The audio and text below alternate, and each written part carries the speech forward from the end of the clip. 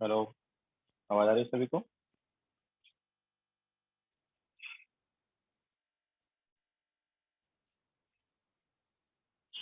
तो हम electrochemistry start करेंगे आज।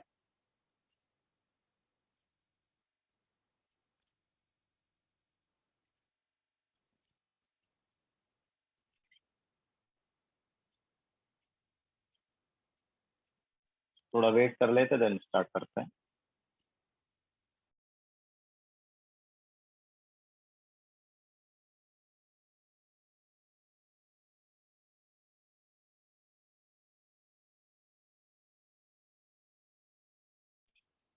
Yes right. चैप्टर थोड़ा टफ है बट उतना भी टफ नहीं है जितना थर्मो वगैरह था।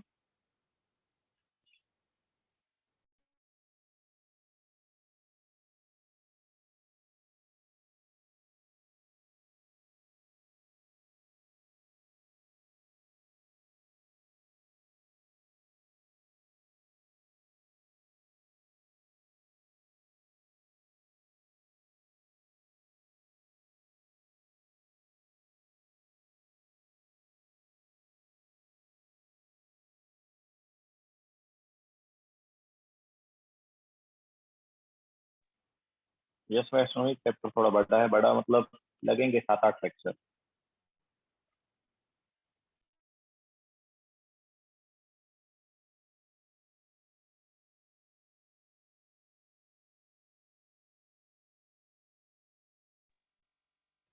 आयुष जरूरी नहीं नया नया बुक बनाना, सेम बुक में भी कंटिन्यू कर सकते हो।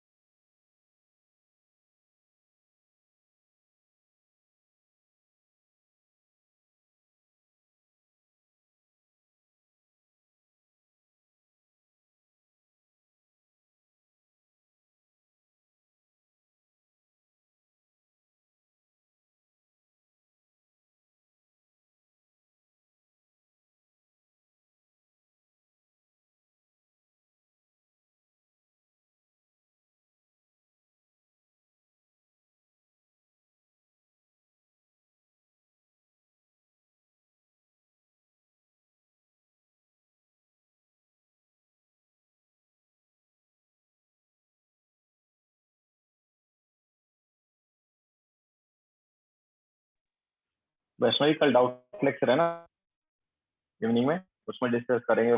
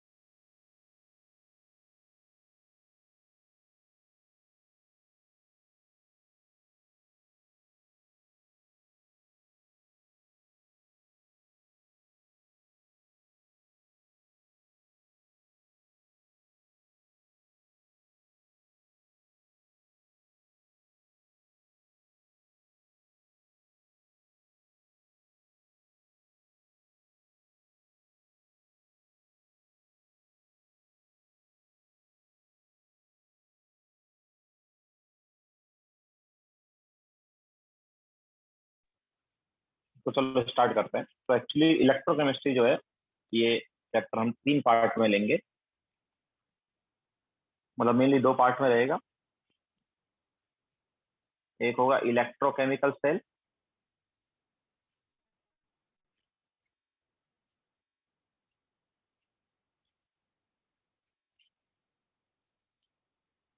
और दूसरा होगा कंडक्टेंस। ठीक है, एक तो कंडक्टेंस होगा, दूसरा इलेक्ट्रोकेमिकल सेल होगा। एंड ये इलेक्ट्रोकेमिकल सेल वाला जो पार्ट है, ये हमारे पास 2 पार्ट में रहेगा। एक रहेगा गैल्वेनिक सेल,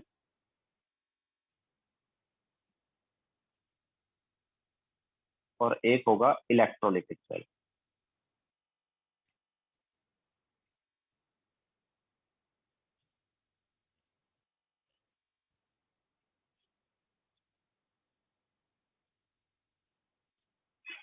यह साक्षी न्यू चैप्टर है।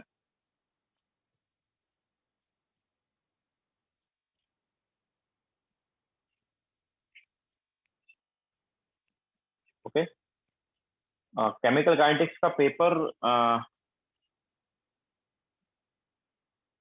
कब हुआ है? इसी संडे को हुआ था क्या साक्षी?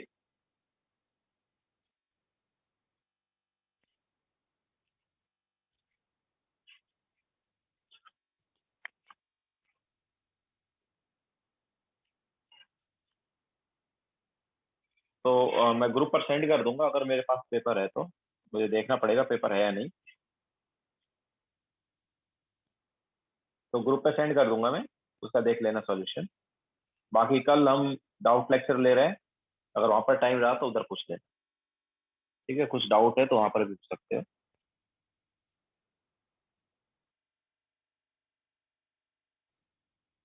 Yes, this is first page. तो केमिकल काइनेटिक्स से थोड़ा बड़ा है चैप्टर वैसे। तो galvanic cell and electrolytic cell, ये 2 टाइप के सेल यहाँ पर होंगे।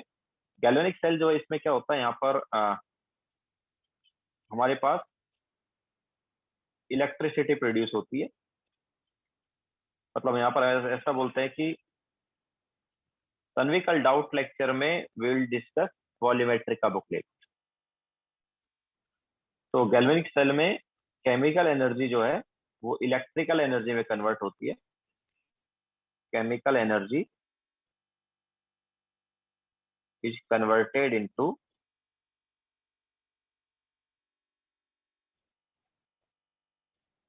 Electrical energy. मतलब हम ऐसा बोल सकते हैं, यहाँ पर इलेक्ट्रिसिटी प्रोड्यूस होती है। ओके, गैल्वेनिक सेल जो है, उसमें क्या होता है, इलेक्ट्रिसिटी प्रोड्यूस होती है। एंड इलेक्ट्रोलिटिक सेल में उल्टा होता है। ओके यार, अर्श ने ग्रुप पर टेस्ट पेपर और सॉल्यूशन सेंड किया है, देख लेना। ये केमिकल काइनेटिक्स का। तो गैल्वेनिक सेल जो है, इसमें क्या होता है, केमिकल एनर्जी इलेक्ट्रिकल एनर्जी में कन्वर्ट होती है। बाकी इलेक्ट्रोलिटिक सेल में उल्टा होता है, वहां पर हम इलेक्ट्रिसिटी देते हैं और उसकी वजह से रिएक्शन होती है।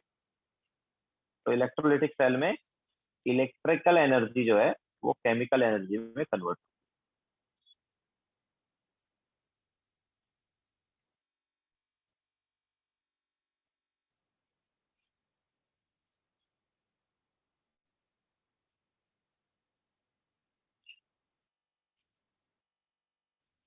ओके, सो 2 टाइप के सेल हम यहाँ पर पढ़ेंगे, एक होगा गैल्वेनिक सेल, एक होगा electrolytic cell.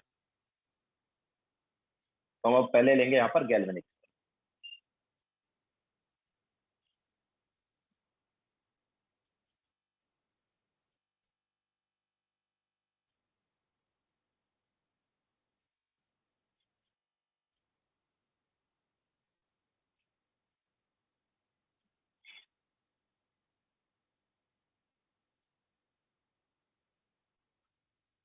Yes Ridesh, this is new chapter.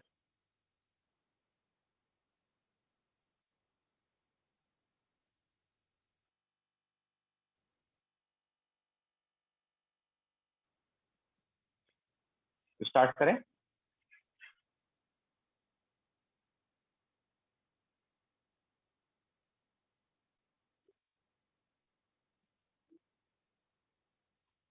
No, this is not inorganic chemistry. This is still physical chemistry.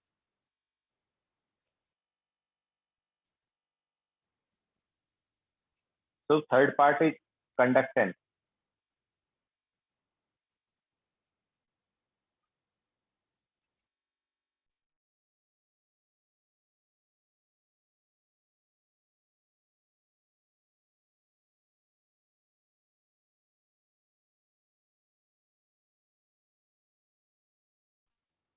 Inorganic होगा मोस्टली, सितंबर के एंड में स्टार्ट होगा इनऑर्गेनिक। तुम खुद से भी स्टार्ट कर सकते हो पढ़ना, एनसीईआरटी से पढ़ना स्टार्ट कर सकते हो, थियरी है वो तो पूरा, ठीक है। तो एनसीईआरटी ले लो और स्टार्ट कर दो वहां से पढ़ना। वो तो जितना तुम पढ़ोगे उतना अच्छा है।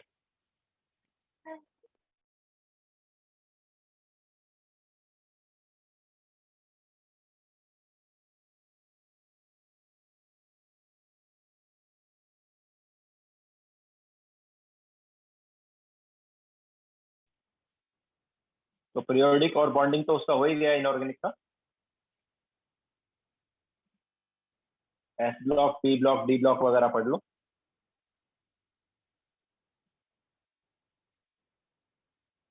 शिवानी पहले एनसीईआरटी या तुम्हारा ठीक है स्टेट बोर्ड का बुक भी चलेगा, पहले वो कंप्लीट करो, उसके बाद क्वेश्चन वगैरह पर फोकस करो, क्योंकि बुक से जितना ज्यादा तुम पढ़ोगे उतना ज्यादा फायदा होगा। डायरेक्ट ही क्वेश्चन आते हैं उसमें, कोई घुमा फिरा के कोई क्वेश्चन आता नहीं। इनऑर्गेनिक में सीधे सीधे क्वेश्चन आते हैं।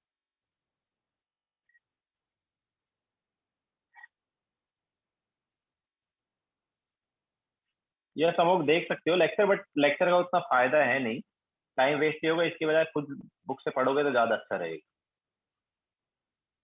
क्योंकि लेक्चर में काफी ज्यादा टाइम चला जाएगा इनऑर्गेनिक अगर तुम लेक्चर देखने जाओगे तो। इसके बजाय एनसीईआरटी या तुम्हारा स्टेट बोर्ड का बुक ले लो और उससे पढ़ो। इनऑर्गेनिक में चैप्टर्स हैं एस ब्लॉक, पी ब्लॉक, ठीक है। एस ब्लॉक एलिमेंट 11 तक की एनसीईआरटी में मिलेगा। पी ब्लॉक एलिमेंट जो है उसके दो चैप्टर, दो ब्लॉक जो हैं वो 11 की एनसीईआरटी में, बाकी 4 ब्लॉक जो हैं, मतलब 4 ग्रुप जो हैं वो 12th की एनसीईआरटी में, ठीक है। इसके अलावा 12th की एनसीईआरटी में तुम्हें डी ब्लॉक मिलेगा, उसी में मेटलर्जी भी मिलेगा, उसी में कोऑर्डिनेशन कंपाउंड भी मिलेगा।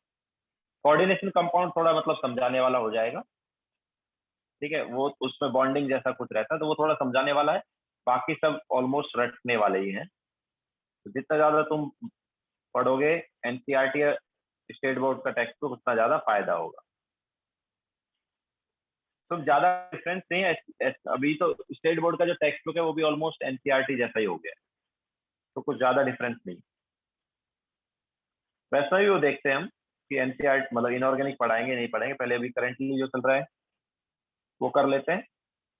मे बी मैं पढ़ाऊँ या कोई दूसरे सर पढ़ाए, वो जरूरी नहीं है मैं ही पढ़ाऊँ एनसीईआरटी वो वाला इनऑर्गेनिक वाला, दूसरे सर भी पढ़ा सकते हैं। तो चले आगे स्टार्ट करें।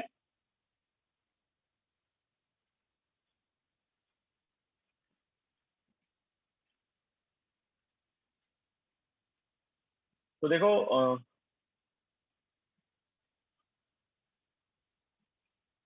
जो अपने पास गैल्वेनिक सेल वगैरह हैं ये बनते कैसे हैं, तो पहले उसी का कंस्ट्रक्शन वगैरह देख लेते हैं और ये कैसे काम करते हैं उसको देख लेते हैं, ठीक है। तो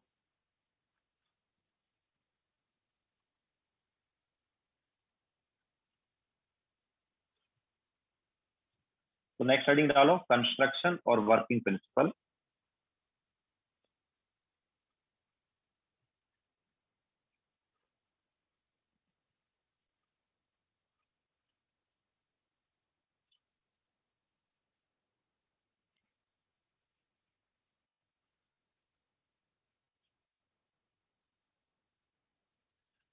कंस्ट्रक्शन एंड वर्किंग प्रिंसिपल। तो देखो क्या होता है, जब भी किसी मेटल स्ट्रिप वगैरह को, यस इलेक्ट्रोकेमिकल सेल वाला पार्ट ले रहे हैं, उसमें भी गैल्वेनिक ले रहे हैं, ठीक है। गैल्वेनिक सेल स्टार्ट कर रहे हैं अभी हम। तो जब भी किसी मेटल स्ट्रिप को, मतलब मेटल के किसी टुकड़े को हम इलेक्ट्रोलिटिक में डालेंगे, तो या तो ऑक्सीडेशन होने लग जाएगा या रिडक्शन होने लग जाएगा। ठीक है, या एक्चुअली में हम ऐसा बोल सकते हैं दोनों प्रोसेस साथ साथ होने लग जाएंगे। तो हमारे पास मेटल और लिक्विड के बीच में पोटेंशियल डिफरेंस आ जाएगा। ओके, मेटल और लिक्विड के बीच में क्या आ जाएगा? पोटेंशियल डिफरेंस आ जाएगा। अभी फिर उसके बाद में अगर हम मेटल से, जैसे हमारे पास मेटल है, इसको हमने किस में डाला? इलेक्ट्रोलिटिक में। इसी मेटल के इलेक्ट्रोलिटिक में डाल दिया। इलेक्ट्रोलिटिक मतलब आपके पास क्या है? सॉल्ट का सॉल्यूशन वगैरह हो गया। ठीक है, तो इस मेटल को हमने इसमें क्या है? डिप किया। ये मेटल स्ट्रिप है ना? ये अपने पास मेटल स्ट्रिप है, इसको हमने क्या है? इलेक्ट्रोलिटिक में डिप किया। तो यहाँ पर ऑक्सीडेशन और रिडक्शन दोनों साथ साथ होने लग जाएंगे। ऑक्सीडेशन भी होने लगेगा और रिडक्शन भी होने लगेगा। और मेटल और लिक्विड के बीच में, किसके बीच में? मेटल, ये वाला जो कि इसको हम मेटल फेस बोल सकते हैं, एंड लिक्विड के बीच में मतलब लिक्विड फेस। तो इन दोनों के बीच में कुछ पोटेंशियल डिफरेंस आ जाएगा। ओके, दोनों के बीच में क्या आ जाएगा? पोटेंशियल डिफरेंस आ जाएगा। तो अगर हम इस मेटल को किसी वायर से कनेक्ट कर दें, तो उस वायर के थ्रू करंट पास हो सकता है। उस वायर के थ्रू क्या हो सकता है? करंट पास हो सकता है। और ये करंट पास कब तक होगा? जब तक कि इस मेटल और लिक्विड के बीच में पोटेंशियल डिफरेंस रहेगा। या हम ऐसा बोल सकते हैं, जब तक कि मेटल और लिक्विड के बीच में पोटेंशियल डिफरेंस जीरो नहीं हो जाता ना, तब तक हमारे पास मेटल से जो वायर कनेक्ट है, उस वायर से करंट पास होता रहेगा। ओके, तो लिखवा देते हैं, चलो।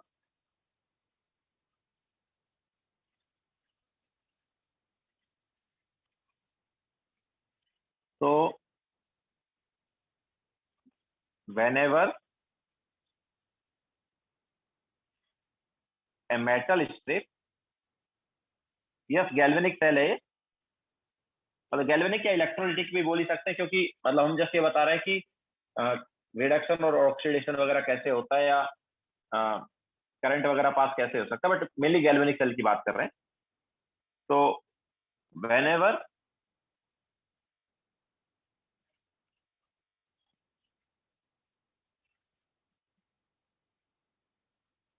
a metal strip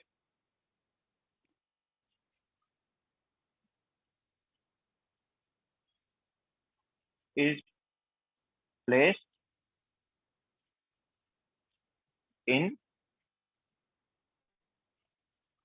an electrolyte, ठीक है, जब भी किसी मेटल स्ट्रिप को इलेक्ट्रोलाइट में रखेंगे,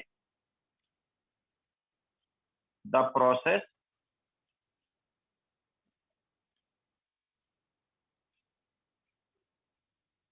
the process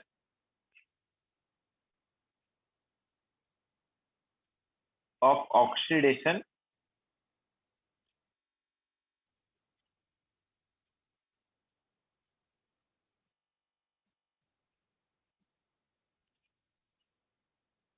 and reduction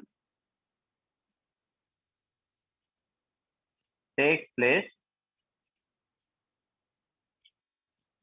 simultaneously। ठीक है, दोनों साथ साथ होने लग जाएंगे।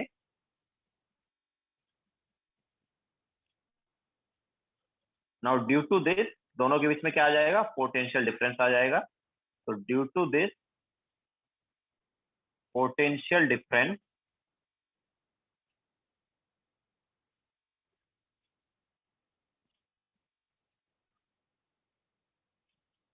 is created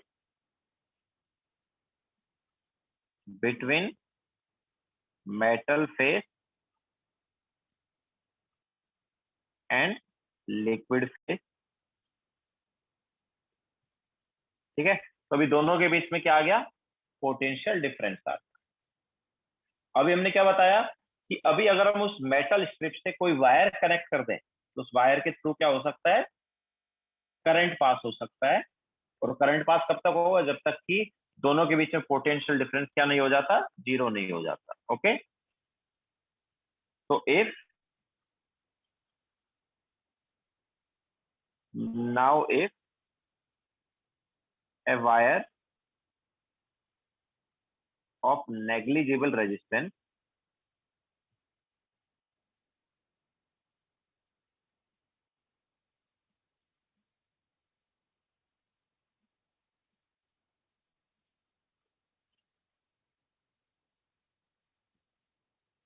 is connected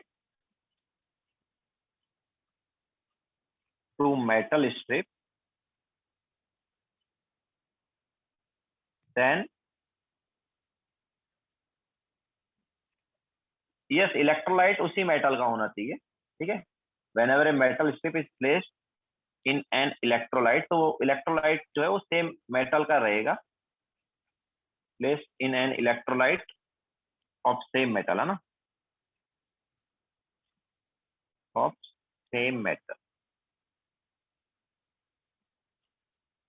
okay, उसी मेटल का इलेक्ट्रोलाइट होगा। तो क्या होगा, ऑक्सीडेशन रिडक्शन साथ साथ होने लग जाएगा, और इसकी वजह से हमारे पास पोटेंशियल डिफरेंस आ जाएगा between metal face and liquid face.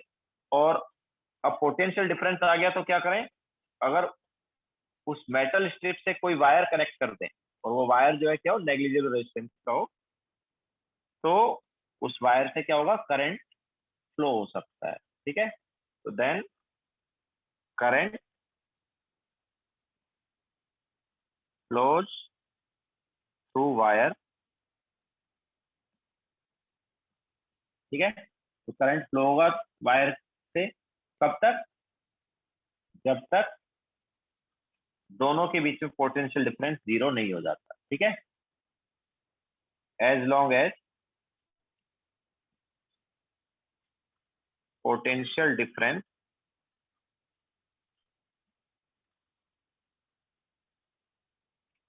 between metal and liquid phase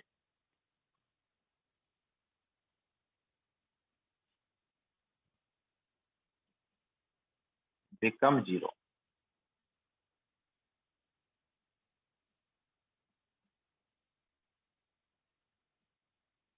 ठीक है, जब तक दोनों के बीच में पोटेंशियल डिफरेंस क्या नहीं हो जाता, जीरो नहीं हो जाता।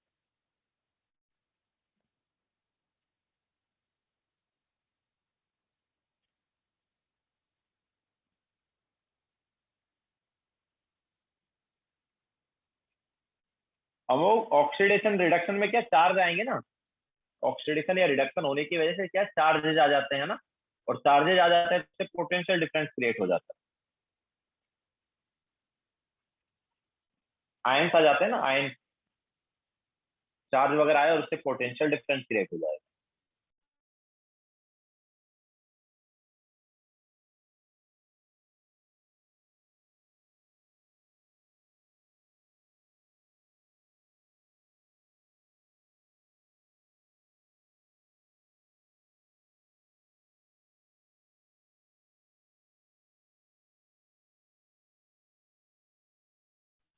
यस रिया।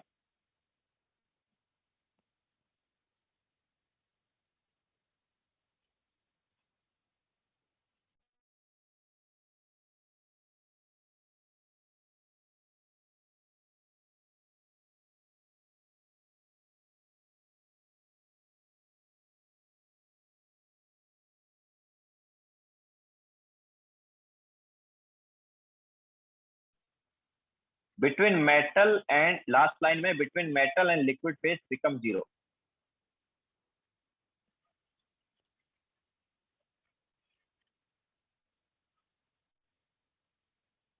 राहिल पोटेंशियल डिफरेंस जीरो होगा ना, दोनों के बीच, दोनों पर सेम पोटेंशियल आ गया, मतलब पोटेंशियल डिफरेंस जीरो होगा।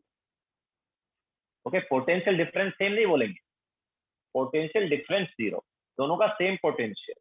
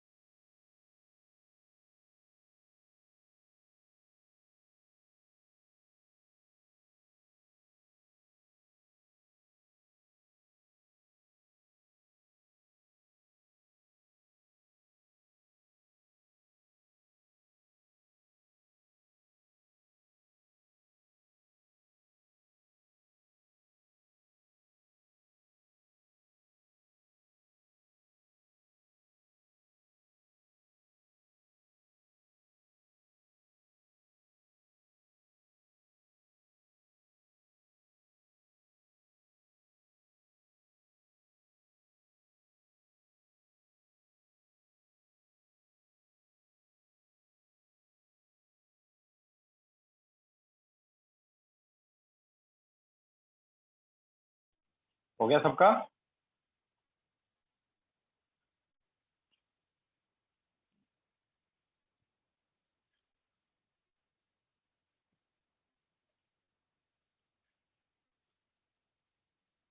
नाउ अब देखो, कुछ मेटल जो है वो एनोड का काम करते हैं मेनली, और कुछ जो है वो कैथोड का काम करते हैं।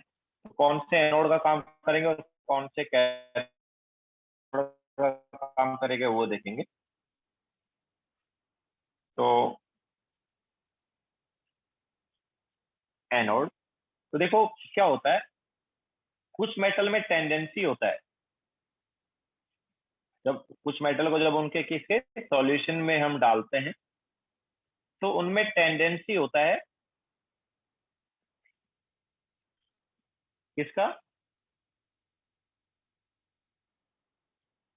ऑक्सीडाइज होने का, या हम बोल सकते हैं इलेक्ट्रॉन लूज करते हैं।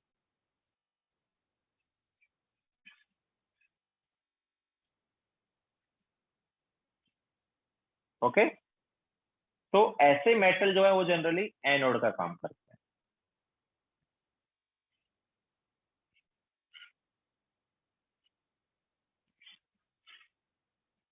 ओके, तो सम मेटल्स, ठीक है, और ये मेटल्स जो हैं ये जनरली क्या है, रिएक्टिव मेटल्स होंगे। ओके, जनरली क्या है, रिएक्टिव्स होंगे। तो some metals which are reactive, ठीक है, generally reactive.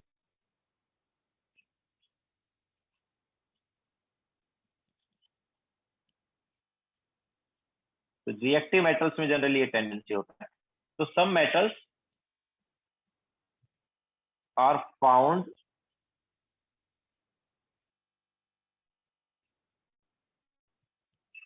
to have tendency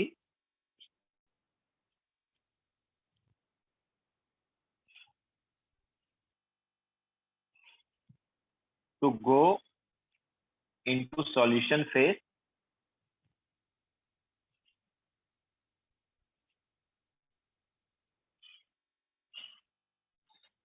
when these metals are placed in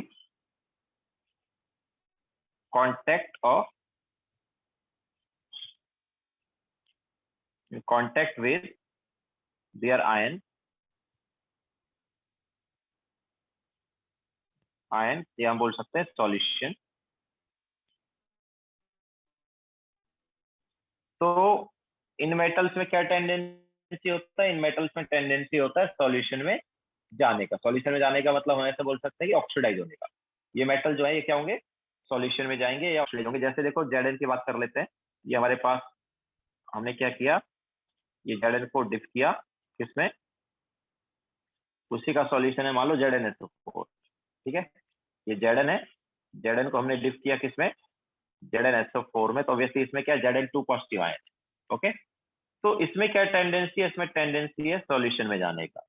okay, तो Zn जो है वो क्या बनाएगा, यहाँ पर Zn2 पॉजिटिव बनाएगा। ओके, तो मेटल जो है वो किस में जा रहा है, सॉल्यूशन में जा रहा है। ओके, मेटल किस में जा रहा है, सॉल्यूशन में जा रहा है। तो फॉर एग्जाम्पल क्या हो गया, फॉर एग्जाम्पल,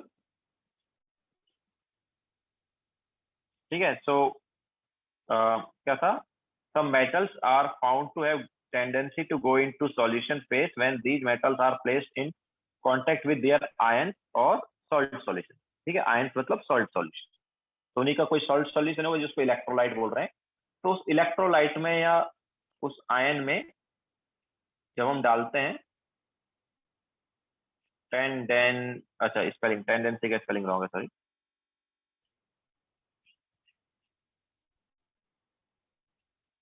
ठीक है, तो found to have tendency to go into solution phase when these metals are placed in contact with their ions or salt solution। क्योंकि रिएक्टिव मेटल्स है ना, एक्टिव मेटल्स हैं तो वो जनरली क्या इलेक्ट्रॉन लूज करने का ट्राई करेंगे, तो इलेक्ट्रॉन लूज करने का ट्राई करेंगे इसका मतलब क्या है, इसका मतलब है कि वो आयंस में कन्वर्ट होंगे, अपने आयंस में जाएंगे, समझ आया। जैसे Zn जो वो किस में जाएगा, Zn 2 पॉजिटिव में जाएगा, और साथ साथ इलेक्ट्रॉन लूज कर रहा है। यस कुणाल, वो अपने आयंस जो है क्या करते हैं, रिलीज करते हैं सॉल्यूशन, और सॉल्यूशन में ऑलरेडी आयंस हैं, बट अपने आयंस भी क्या करेंगे, रिलीज करेंगे, या अपने इलेक्ट्रॉन भी रिलीज करेंगे।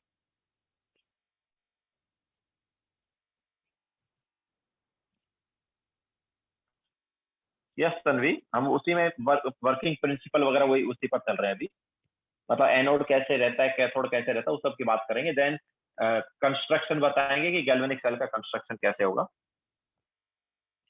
यस अभी हम गैल्वेनिक सेल तो करा रहे हैं, ठीक है। मतलब ऑब्वियसली एनोड कैथोड तो अपने पास कहीं पे भी आ सकते हैं, चाहे गैल्वेनिक सेल हो या दूसरा अपने पास कौन सा हो, इलेक्ट्रोलिटिक सेल हो, दोनों में गैल्वेन ये एनोड और कैथोड आएंगे, बट अभी हम मेनली गैल्वेनिक सेल की बात कर रहे हैं। राहिल, सॉल्ट सॉल्यूशन में आयन तो होते हैं भाई, सॉल्ट सॉल्यूशन है ना, जैसे ZnSO4 क्या सॉल्ट सॉल्यूशन है, तो इस ZnSO4 में क्या है, Zn 2 पॉजिटिव आयन और SO4 2 नेगेटिव आयन, समझाया।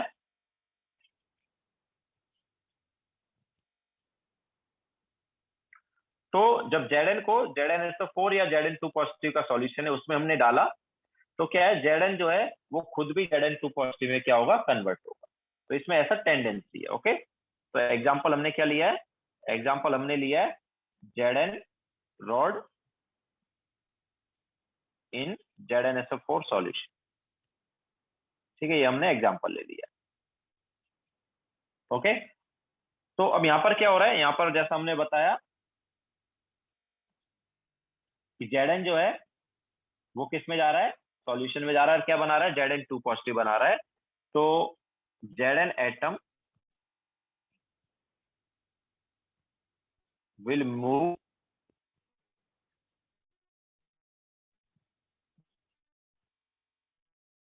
to solution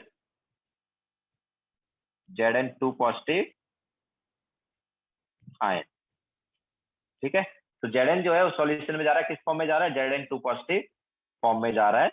ओके, तो बेसिकली हम ऐसा बोल सकते हैं कि Zn जो है Zn 2 पॉजिटिव में कन्वर्ट हो रहा है। Side to Y2 positive, Zn का 2 पॉजिटिव ही होता है ना साइड,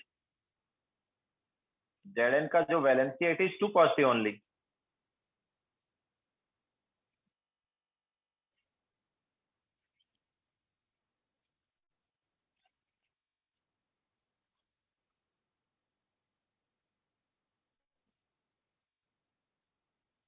यस मिताली बोलो।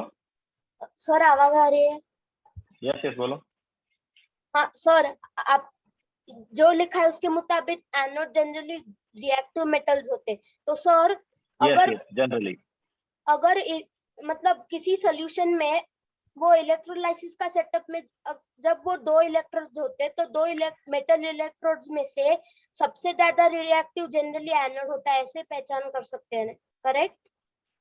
ये यस एक्चुअली इसके लिए हम अभी आगे चलेंगे, हमारे पास वो पूरा जब सेल कंस्ट्रक्ट होगा ना, तो उसमें एक कैथोड का काम करेगा, एक एनोड का काम करेगा, ठीक है। तो वो हम कैसे आइडेंटिफाई करेंगे कौन सा कैथोड कौन सा एनोड है, तो हम वो भी थोड़ी देर बाद में बताएंगे, ठीक है, धीरे धीरे उस पर चलेंगे, अभी थोड़ा थोड़ा देखो, ठीक है। Okay sir. अभी हम जस्ट देख रहे हैं कि जनरली एनोड कौन करते हैं, देन हम बताएंगे कि जनरली कैथोड का काम कौन करते हैं, बट जरूरी नहीं कि वही एनोड और वही कैथोड का काम करें, डिपेंड करेगा कि हम दो इलेक्ट्रोड में मतलब आपस में उनका कॉम्बिनेशन क्या है ना, कौन कौन सी इलेक्ट्रोड को हम रख रहे हैं। जनरली हो सकता है कि एनोड जो हम अभी Zn का एग्जांपल ले रहे हैं ना, this Zn electrode can also act as cathode, but वो डिपेंड करेगा कि हम इसको किसके साथ रख रहे हैं। ओके, जनरली ये Zn वाला जो है एनोड का काम करेगा, बट हमेशा ये एनोड का काम करेगा ऐसा जरूरी नहीं। तो इस इलेक्ट्रोड को हम दूसरे किस इलेक्ट्रोड के साथ रख रहे हैं उस पर डिपेंड कर जाएगा कि कौन सा कैथोड होगा कौन सा एनोड होगा, उस पर हम अभी बाद में चलेंगे। पहले अभी थोड़ा देख लेते हैं कि जनरली कौन से एनोड का काम करते हैं कौन से कैथोड का करते हैं। ओके, तो या तो Zn एटम जो है वो क्या होगा, सॉल्यूशन में मूव करेगा और क्या बनाएगा, Zn 2 पॉजिटिव आयन बनाएगा, एंड कुछ टाइम बाद हमारे पास, यस राइल वही हम बोल रहे हैं, तो कुछ टाइम बाद जो है वो क्या हो जाएगा, यहाँ पर इक्विलिब्रियम आ जाएगा। तो after some time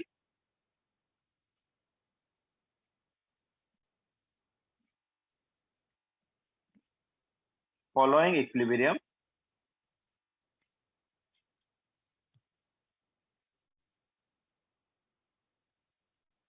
is achieved।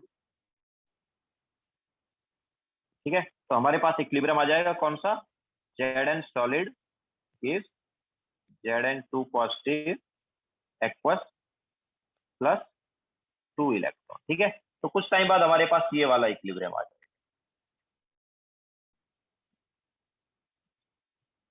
Okay, so anode जैसा हमने बताया जरूरी नहीं कि अपने पास Zn ही हमेशा एनोड का काम करे, तो जस्ट हमने एग्जांपल लेके बताया, बट Zn किसके साथ हम रख रहे हैं उस पर भी डिपेंड करेगा। ठीक है, तो ऑब्वियसली मोर रिएक्टिव और लेस रिएक्टिव का ही कॉन्सेप्ट रहेगा, तो उस पर अभी बाद में चलेंगे, पहले ये देख लो।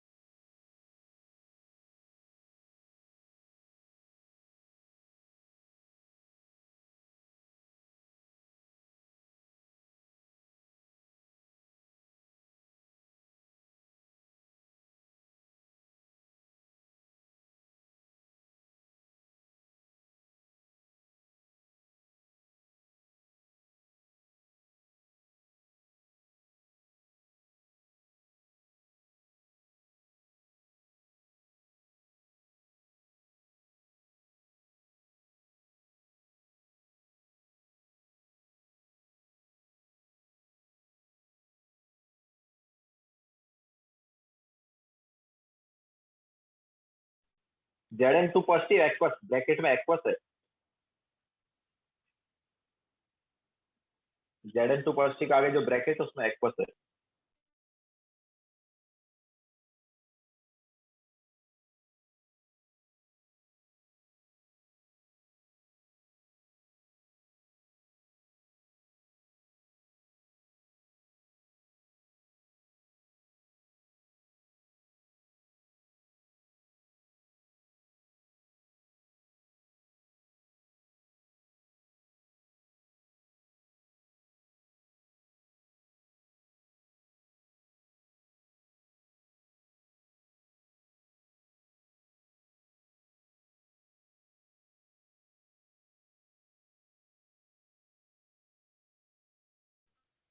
हो गया सभी का?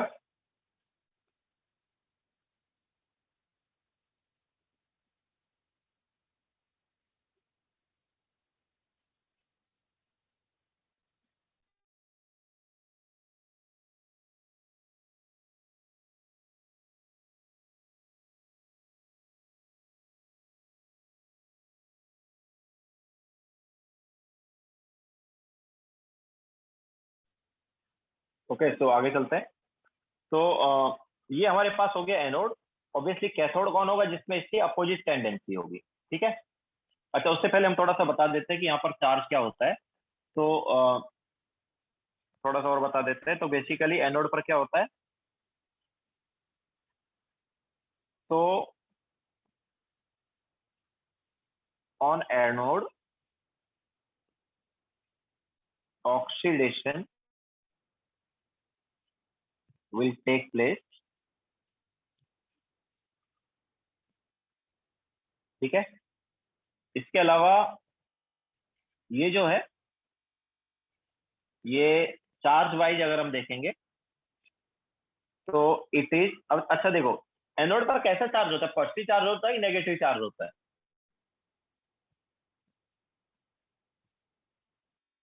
पॉजिटिव होता है, लेकिन याद रखना it is negatively charge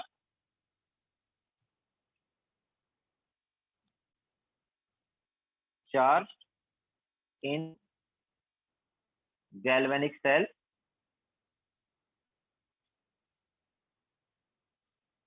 and positively charged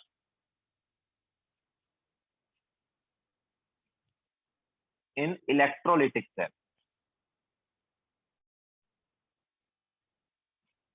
ठीक है, जनरली पॉजिटिवली चार्ज होता है, बट गैल्वेनिक में उल्टा है। गैल्वेनिक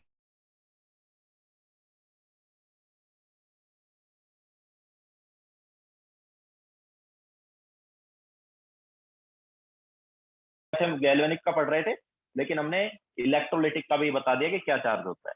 ओके, क्लियर है? तो एनोड पर, अच्छा, एनोड पर ऑक्सीडेशन ही होगा, चाहे तुम गैल्वेनिक सेल लो या इलेक्ट्रोलिटिक सेल लो, दोनों जगह ऑक्सीडेशन होगा, ठीक है। बट चार्ज की जब हम बात करेंगे तो याद रखना, गैल्वेनिक सेल जो है वहां पर ये नेगेटिवली चार्ज होता है, एंड इलेक्ट्रोलिटिक सेल में जैसा नॉर्मल चार्ज की बात कर रहे हैं, एनोड पर नॉर्मली हम क्या चार्ज बोलते हैं? पॉजिटिव चार्ज बोलते हैं, ठीक है। तो इलेक्ट्रोलिटिक सेल में पॉजिटिव ही है, बट गैल्वेनिक में उल्टा है, गैल्वेनिक में क्या है? Negative charge. ओके, लिखो फिर आगे चलते हैं।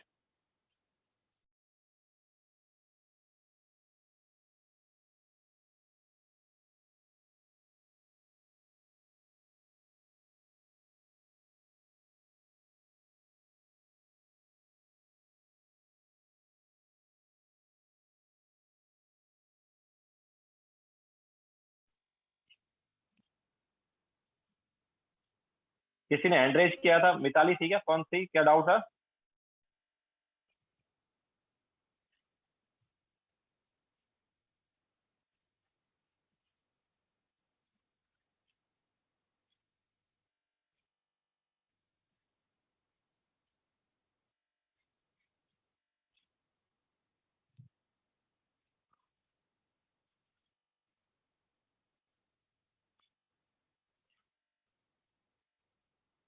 यस, दोनों, चाहे इलेक्ट्रोलिटिक हो या गैल्वेनिक हो, दोनों में हमारे पास एनोड पर क्या होगा? ऑक्सीडेशन ही होगा, तो ऑब्वियसली सेम रिएक्शन ही आएगी। Shaunak sir, can you explain why it is negatively charged in galvanic cell? तो देखो शौनक, क्या है, अपने पास गैल्वेनिक सेल जो होता है उसमें जब यहाँ पर डबल लेयर फॉर्म हो जाती है, आयन की एक डबल लेयर फॉर्म होती है, और उस डबल लेयर के फॉर्म होने की वजह से ऐसा हो रहा है।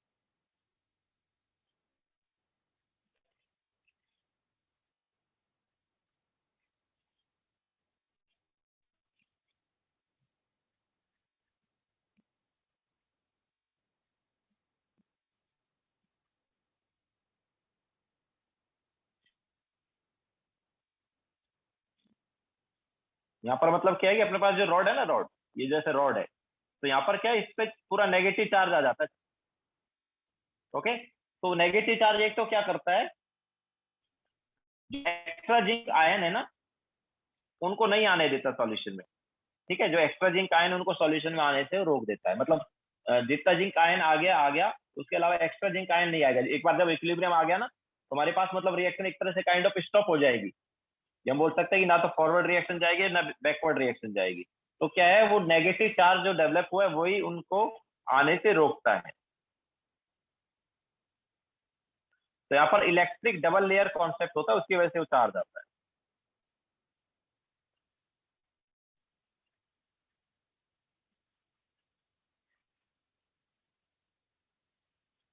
ओके, हो गया सबका? चले आगे।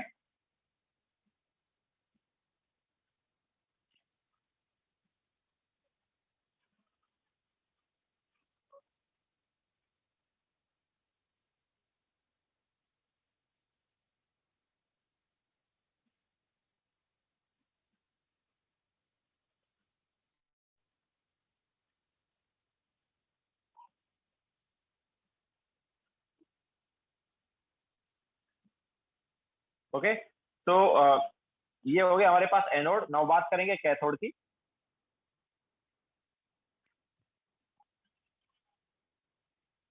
तो कैथोड पर कौन से वाले मेटल होंगे? तो ऑब्वियसली कैथोड पर लेस रिएक्टिव मेटल होंगे, ठीक है। और जनरली वो हमारे पास कॉपर, एजी, एयू वगैरह हो सकता है, जनरली, है ना, नॉट ऑलवेज। तो सम मेटल,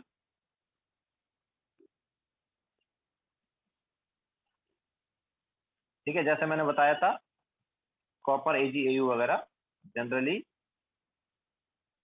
कॉपर, एजी, एयू, ठीक है, etcetera, obviously are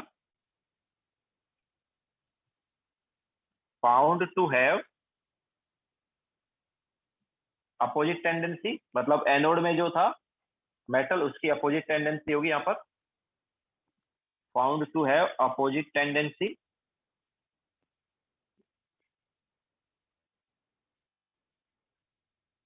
that is when they are placed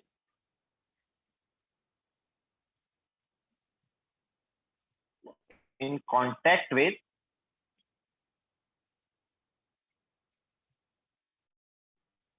their aqueous solution, in contact with their ion, ठीक है, ions मतलब aqueous ion, with their aqueous ion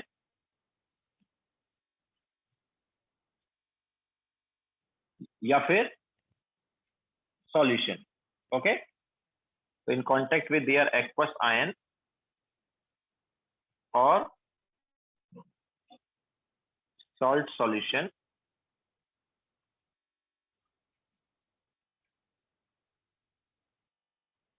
तो क्या होगा, यहां पर उल्टा होगा, क्या होगा,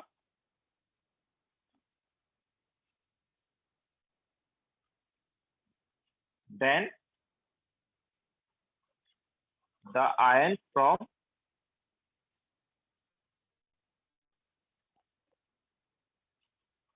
the solution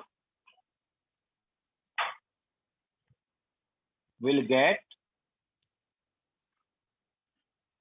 deposited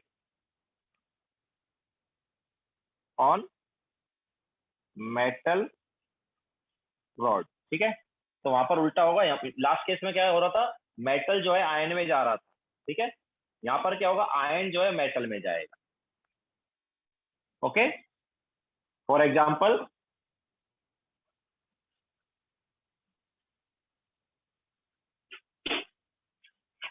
Cu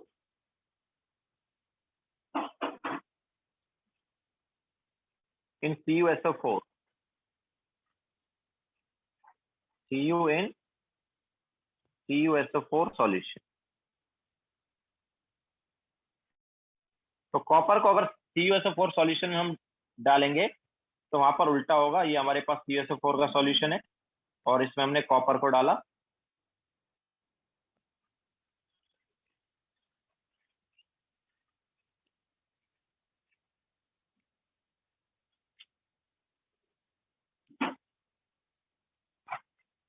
ठीक है, तो यहाँ पर क्या हो रहा है, यहाँ पर CuSO4 का जो Cu2 पॉजिटिव वाला आयन है वो किस में जा रहा है,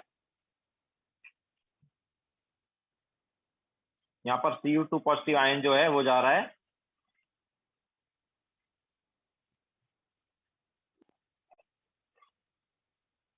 सॉल्यूशन में, ठीक है, Cu2 पॉजिटिव आयन जो है सॉल्यूशन में जा रहा है,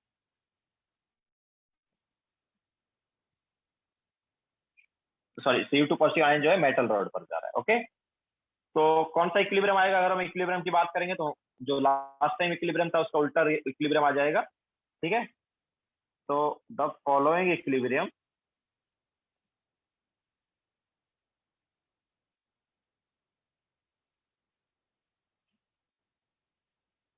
इज अचीव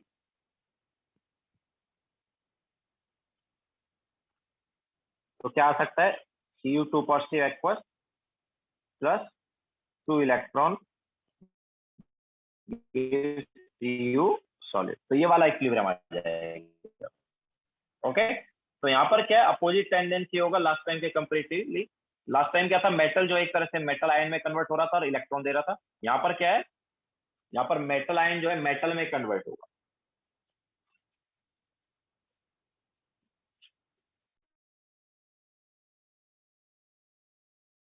तो समझ आ रहा है, हम इसको ऐसा सोच सकते हैं कि लास्ट टाइम मेटल ज्यादा रिएक्टिव था, ठीक है, तो ज्यादा रिएक्टिव था तो उसने क्या किया, अपना आयन दे दिया, अभी मेटल के कंपेरिजन हम बोल सकते हैं कि उसका आयन ज्यादा रिएक्टिव है, समझ आ रहा है कि नहीं आ रहा, मेटल के कंपेरिजन में एक तरह से क्या बोल सकते हैं, उसका आयन ज्यादा एक्टिव है, एक मिनट रिवर्सिबल रिएक्शन डालेंगे,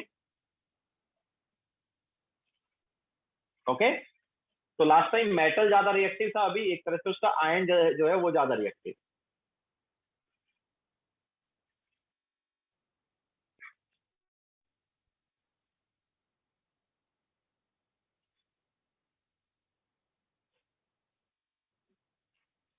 sir in fifth line second word what you have written, fifth word found to have opposite tendency,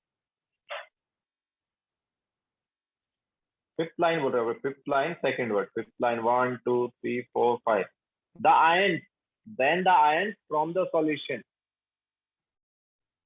then the ions from the solution. Aditya electrode obviously वो मेटल की है ना भाई, electrode तो metal की है, inert थोड़ी है वो। इलेक्ट्रोड जो है वो मेटल की इलेक्ट्रोड है, मेटल हमने मेटल को ही तो डिप किया ना सॉल्यूशन में।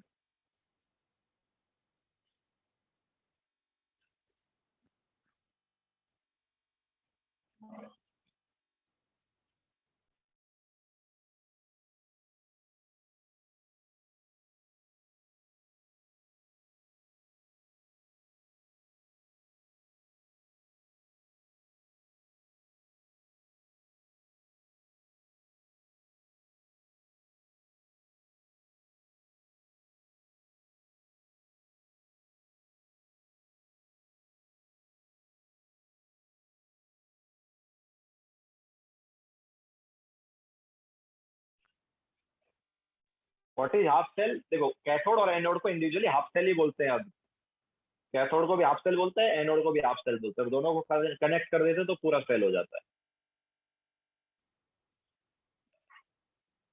यस कुणाल, आयंस जो है बेसिकली मेटल में कन्वर्ट हो जाएंगे, आयंस जो है मेटल में कन्वर्ट हो जाएंगे, मतलब आयन सॉल्यूशन से आयन जाएंगे और वो एक तरह से क्या होंगे, रिड्यूस होंगे और मेटल के वहां पर जमा हो जाएंगे।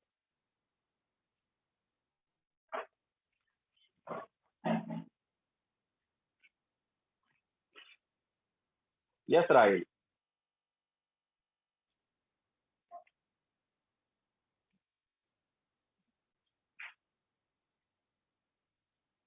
आदित्य ऑब्वियसली उल्टा, उल्टा होगा, मतलब कैथोड हमारे पास जनरली क्या होता है, नेगेटिवली चार्ज होता है ना, तो यहाँ पर क्या हो जाएगा, वो पॉजिटिवली चार्ज हो जाएगा। लिख लिया सबने? तो लिखवा देते हैं, अभी रुको, पहले लिख लो ये।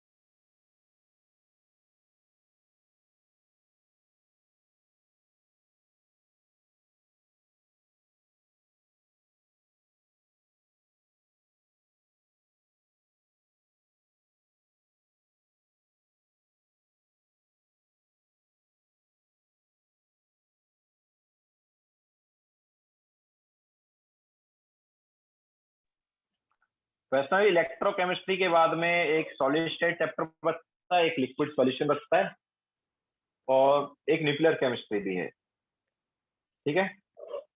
न्यूक्लियर जो है वो तो बहुत छोटा सा है, एक एक या दो लेक्चर का, एक लेक्चर का ही है मोस्टली।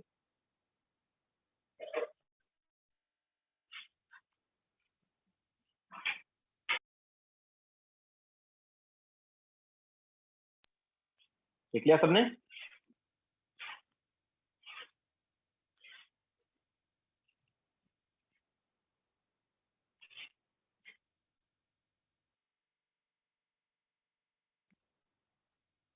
तो अगर हम बात करेंगे चार्ज की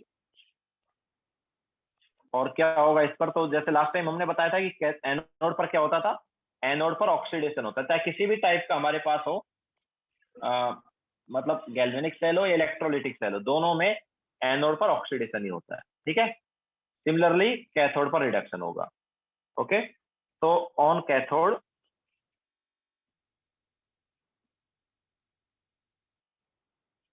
reduction is takes place, reduction takes place,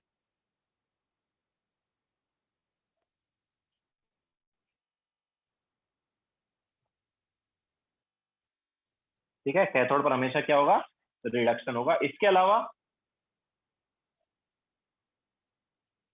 charge की जब हम बात करेंगे तो कैथोड जनरली क्या होता है, नेगेटिवली चार्ज होता है, ठीक है। बट यहाँ पर पॉजिटिव चार्ज होगा, तो it is positively charge in galvanic cell and negatively charged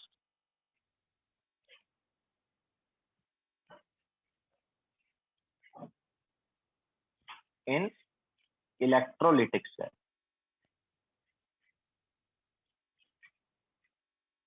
ठीक है, इलेक्ट्रोलिटिक में ये क्या होगा, नेगेटिवली चार्ज, जो कि जनरली कैथोड होता है। तो लिखो ये, फिर हम इसके बाद कंस्ट्रक्शन करेंगे गैल्वेनिक सेल का। कैथोड और एनोड दोनों के बारे में हमने बताया, अब हम गैल्वेनिक सेल बनाएंगे। तो लिख लो ये, फिर चलते हैं इस पर।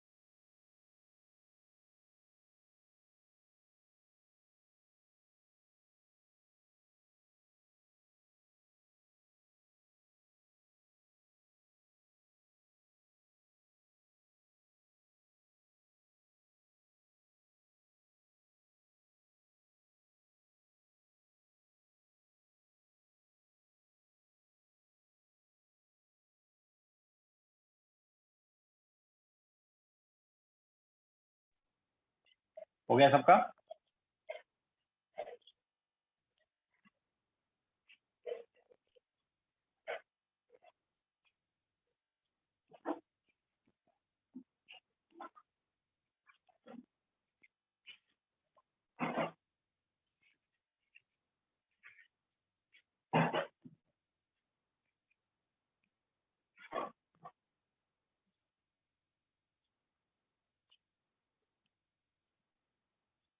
ओके, नाउ अब हम चलते हैं इसके कंस्ट्रक्शन पर। गैल्वेनिक सेल जो है इसके कंस्ट्रक्शन पर चलते हैं।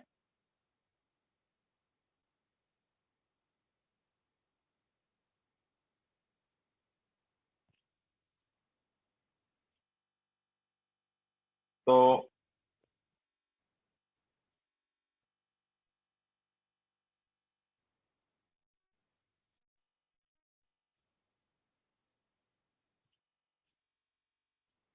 Construction of galvanic cell.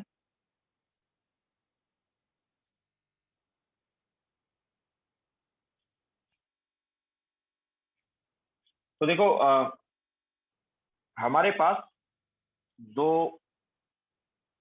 Beaker लिए जाएंगे। ठीक है, दोनों बीकर में कुछ सॉल्यूशन होगा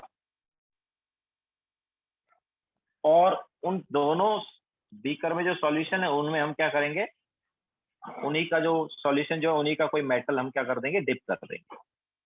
ठीक है, जैसे अभी हमने जो एग्जांपल लिया उसके हिसाब से हम क्या करेंगे, एक में ZnSO4 ले लेंगे और एक में CuSO4 ले लेंगे। ठीक है, ये हमने Zn ले लिया इन ZnSO4। ठीक है, तो ये ZnSO4 है। और दूसरे में हमने क्या किया, दूसरे में हमने Cu ले लिया है इन CuSO4।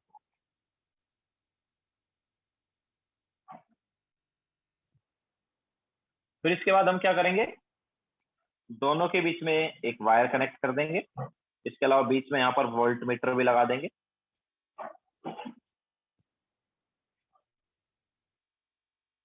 एंड ये ठीक है, ये हमने कनेक्ट कर दिया। अब यहाँ पर क्या होगा, ये जो है ये हमारे पास एनोड का काम करेगा और ये काम करेगा कैथोड।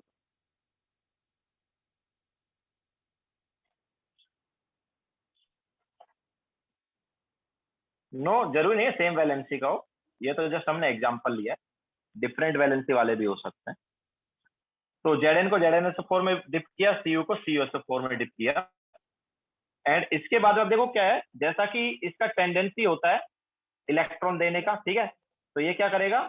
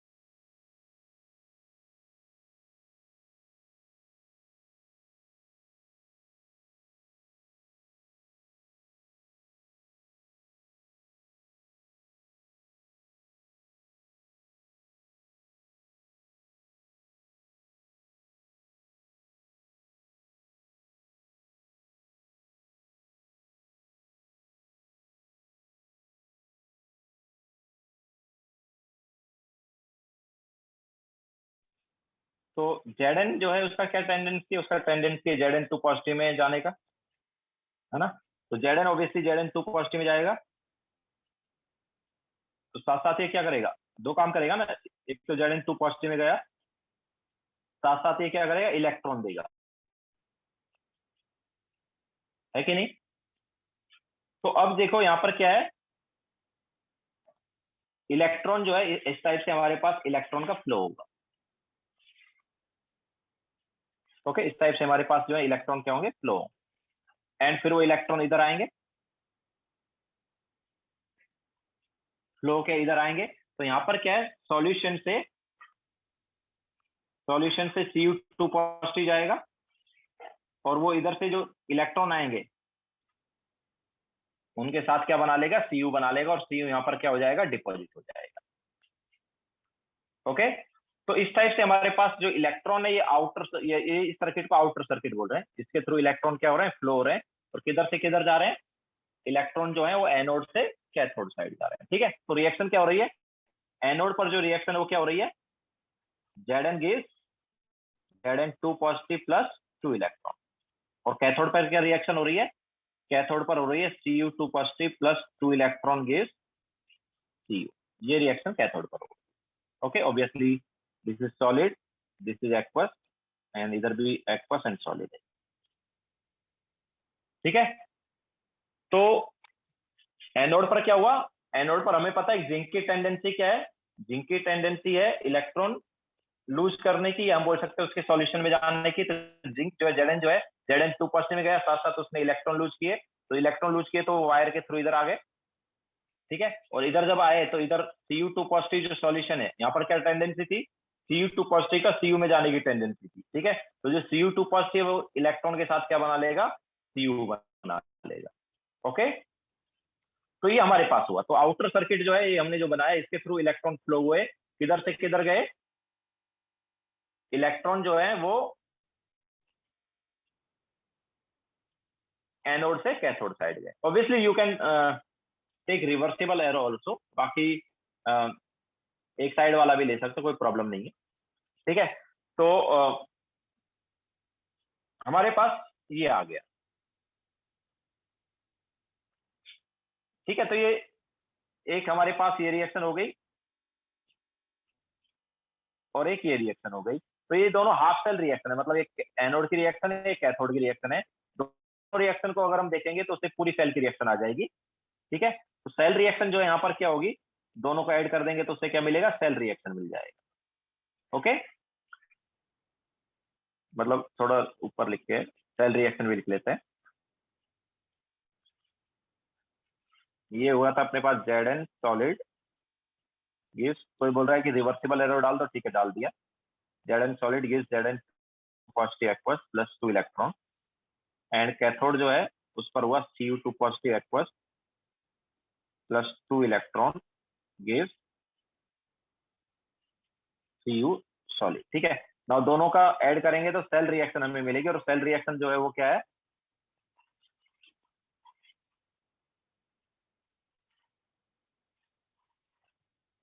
तो सेल रिएक्शन जो है वो है Zn plus Cu2 positive aqueous is Zn2 positive aqueous plus Cu solid, ये सेल रिएक्शन आ रही है, ठीक है। तो एनोड पर ये रिएक्शन हो रही है, कैथोड पर ये हो रही है, और ओवरऑल रिएक्शन हमारे पास क्या है, नीचे वाली जो रिएक्शन है ओवरऑल रिएक्शन, ओके।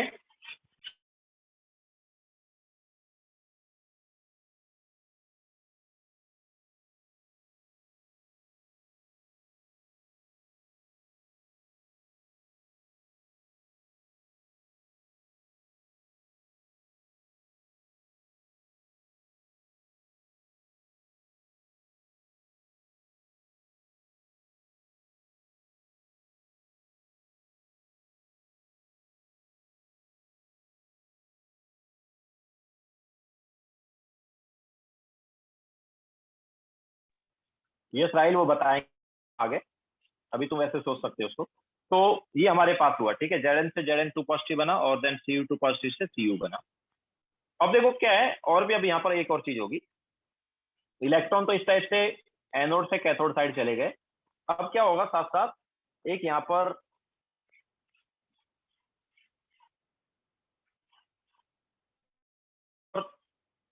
हमारे पास ऐसा बनेगा, दिस इज ट्यूब, ठीक है, और इस ट्यूब को हम बोलते हैं सॉल्ट ब्रिज। इसको क्या बोलते हैं, सॉल्ट ब्रिज बोलते हैं,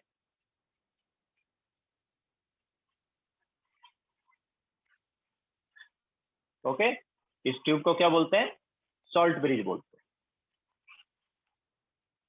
और इस सॉल्ट ब्रिज के दोनों एंड पे हम क्या कॉटन वॉटन सा लगा देते हैं, इधर कॉटन लगा देते हैं, जिससे कि अंदर का जो सॉल्ट है बाहर ना आए, ठीक है। तो इसको हमने कॉटन वगैरह लगा दिया,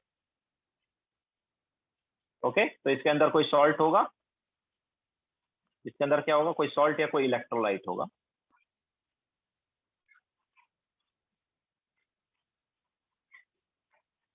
ओके। तो अब यहां पर क्या होगा, ये सॉल्ट ब्रिज जो है ये हमारे पास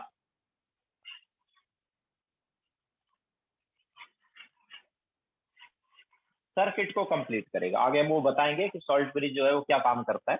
तो एक तरह से सर्किट कंप्लीट करता है, कैसे, आयंस का फ्लो करके। जैसे अगर यहाँ पर बोलेंगे, देखो इधर से हमारे पास क्या है, ये इलेक्ट्रॉन इधर आ रहे हैं, है ना, तो फिर बाद में हमारे पास इस टाइप से फ्लो हो सकता है, ओके। थोड़ी देर बाद हम उसका एक्चुअली मेन फंक्शन बताएंगे कि क्या क्या ये करने वाला है। तो पहले जैसे मान लो अगर हमारे पास यहाँ पर कोई है, जनरली हम यहाँ पर ले लेते हैं KNO3 वगैरह ले लेते हैं, KCl ले लेते हैं, चलो KCl मान लो हमने ले लिया, सॉल्ट ब्रिज में सॉल्ट है, ठीक है, सॉल्ट ब्रिज में कौन सा सॉल्ट है, KCl है मान लो।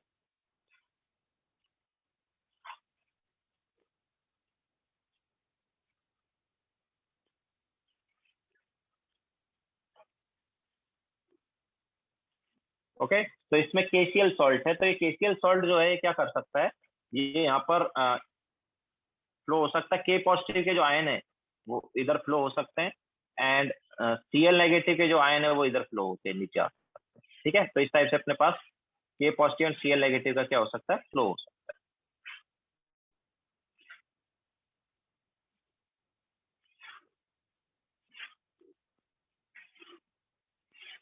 इस टाइप से मैं बोल रहा हूँ हमारे पास किसके आयन आ सकते हैं, K पॉजिटिव के, और इस टाइप से हमारे पास आ सकते हैं Cl नेगेटिव के आयन, ओके। तो हम बाद में बताएंगे कि ये फ्लो क्यों हो रहा है, ओके। बाकी इधर दोनों एंड पर हमने क्या लगाया है, ये दोनों एंड पर हमने कॉटन वगैरह लगा दिए, जिससे कि सॉल्ट बाहर ना आए। उसके आयन ऑब्वियसली बाहर आ सकते हैं, बट सॉल्ट बाहर नहीं आएगा।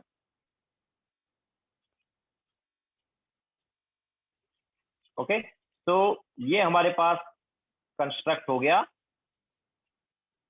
क्या, गैल्वेनिक सेल। ठीक है, तो हमने गैल्वेनिक सेल का क्या किया, कंस्ट्रक्शन किया है।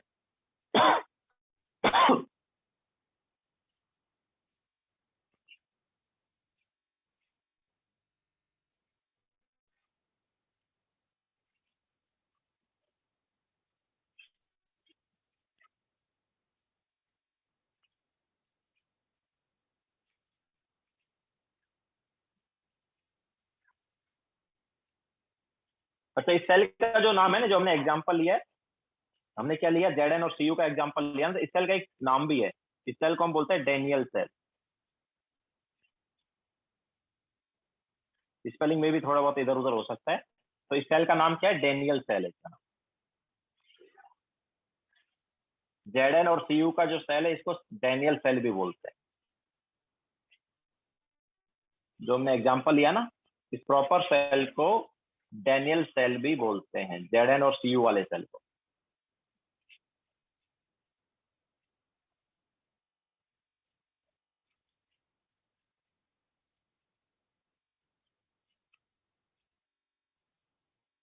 ड्रॉन केसीएल जो इलेक्ट्रोलाइट से रिएक्ट नहीं करेगा, वो भी हम बताएंगे अभी, कि जो हम इलेक्ट्रोलाइट ले रहे हैं ना, सेल के अंदर जो सॉल्ट ले रहे हैं, जो इलेक्ट्रोलाइट ले रहे हैं, वो कौन सा वाला सॉल्ट या इलेक्ट्रोलाइट होगा, उसका भी सिलेक्शन होगा।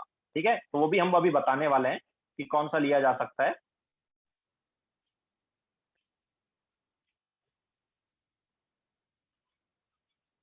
Yes Rajdeep, when only Zn and Cu are in the cell, then it is called Daniel।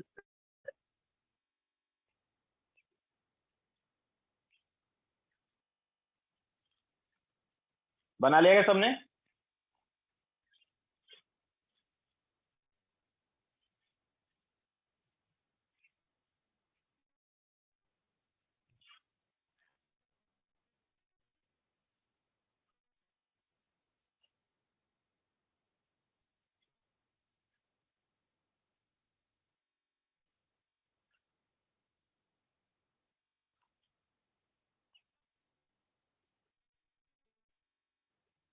Yes Amok,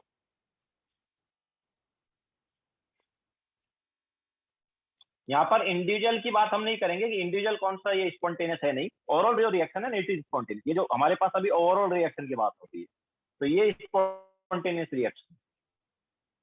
ठीक है, इंडिविजुअली तो अपने पास क्या, ये एनोड पर हो रहा है, ये कैथोड पर हो रहा है।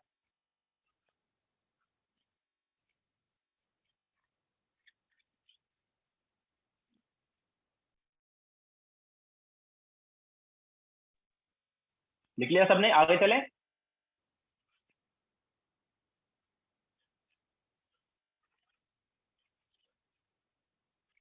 तो अब देखो, ये जो सॉल्ट ब्रिज है, ये क्या है एंड ये क्या काम करता है, उस पर चलते हैं। तो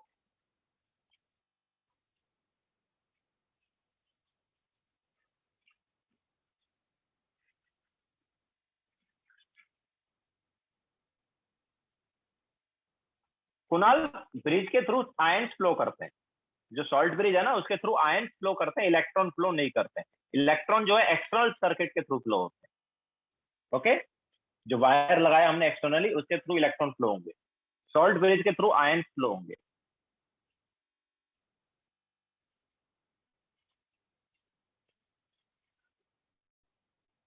ओके, तो व्हाट इज सॉल्ट ब्रिज? तो सॉल्ट ब्रिज जो है, it is inverted U shape tube.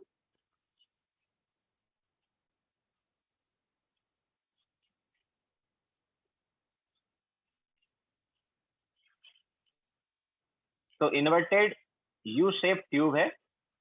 उस इन्वर्टेड यू शेप ट्यूब जो है, उसमें हमारे पास कोई इलेक्ट्रोलाइट है या सॉल्ट है। तो inverted U shape tube that contain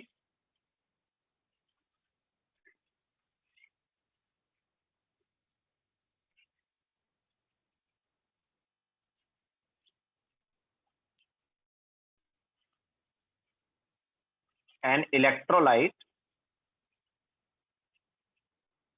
ठीक है, तो उसमें कोई इलेक्ट्रोलाइट या कोई सॉल्ट है, तो अब ये जो सॉल्ट है ये कौन सा हो सकता है वो देख लेते हैं। तो सिलेक्शन ऑफ इलेक्ट्रोलाइट या selection of salt, selection of electrolyte in salt bridge,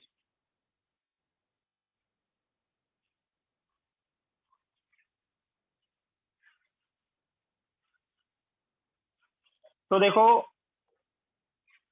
इसमें सॉल्ट ब्रिज में ऐसा इलेक्ट्रोलाइट होना चाहिए जिसमें कैटायन और एनायन दोनों का जो स्पीड है वो ऑलमोस्ट क्या रहे, सेम रहे, ठीक है। तो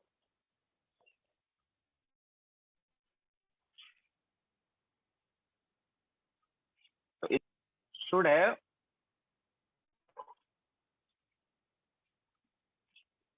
such cation and anion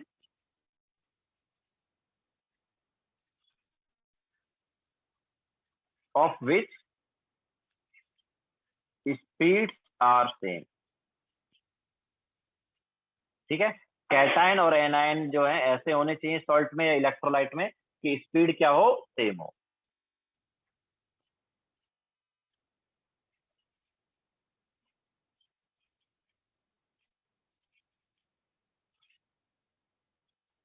okay, तो एग्जाम्पल की अगर हम बात करेंगे तो KCl, KNO3, NH4NO3, तो इनका देखो चार्ज सेम है सभी में, K positive Cl negative, K positive NO3 negative, NH4 positive NO3 negative, ठीक है। तो चार्ज सेम है, तो फिर बात आ जाती है साइज, है ना। साइज जो है वो क्या होना चाहिए, ऑलमोस्ट सेम होना चाहिए, ठीक है। तो हम ऐसा बोल सकते हैं कि for same charge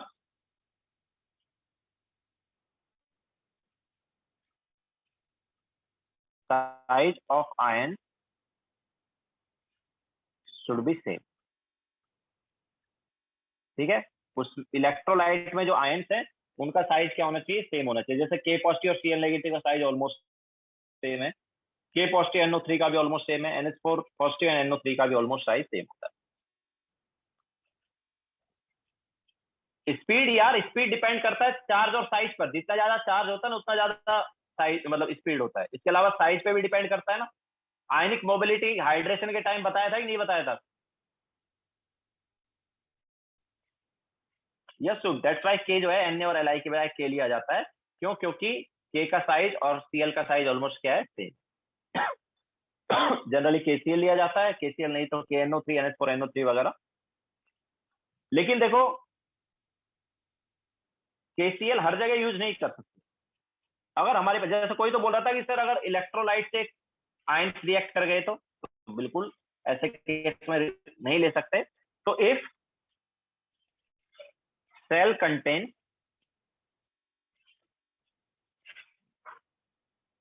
Ag positive, Hg2 positive, Pb2 positive, then KCl cannot be taken,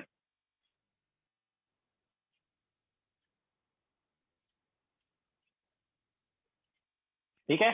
फिर हम KCl नहीं ले सकते, क्यों? क्योंकि अगर हमने लिया तो PPT बन जाएगा, okay. Otherwise PPT is formed at mouth of tube, ठीक है। तो हमारे पास जो ट्यूब है उसके माउथ पर क्या बन जाएगा, PPT बन जाएगा, ओके। किस किस का PPT बनेगा? Ag जो है वो किसका PPT बनाएगा? Ag जो है वो AgCl बना लेता है। Hg2 पॉजिटिव जो है वो Hg2Cl2 बना लेता है। Pb2 पॉजिटिव जो है PbCl2 बना लेता है, ओके। तो इन तीनों का PPT कहां पर बन जाएगा? जो ट्यूब है उसका स्टार्टिंग वाला पार्ट है ना, इधर इधर PPT बन जाएगा। तो अगर पीपीटी बन गया तो ऑब्वियसली आयंस फ्लो नहीं कर पाएंगे ना। अगर पीपीटी बन गया तो आयंस फ्लो नहीं कर पाएंगे। ठीक है।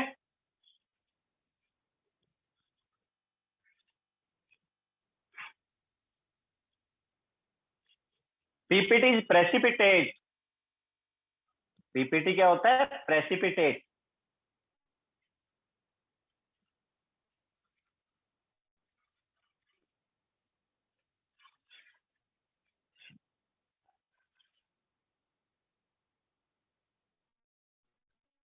Yes Riya, obviously speed means ionic mobility. Why at mouth Rajdeep, क्योंकि यहीं पे तो कांटेक्ट में आएंगे ना, सॉल्ट के आयन और सेल के आयन यहीं पे कांटेक्ट में आएंगे ना। ये सेल में मान लो एजी पॉजिटिव है, तो एजी पॉजिटिव इधर है, और ये इलेक्ट्रोलाइट में अपने पास क्या मान लो सीएल नेगेटिव है। ठीक है, तो यही कांटेक्ट में कहां पर आएंगे? इसी जगह पे कांटेक्ट में आ सकते हैं ना।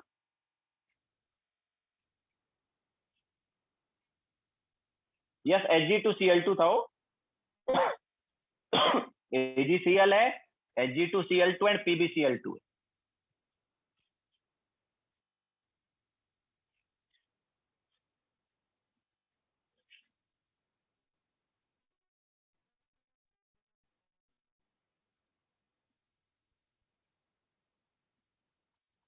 Electrolyte should have such cation and anion of which speed are same.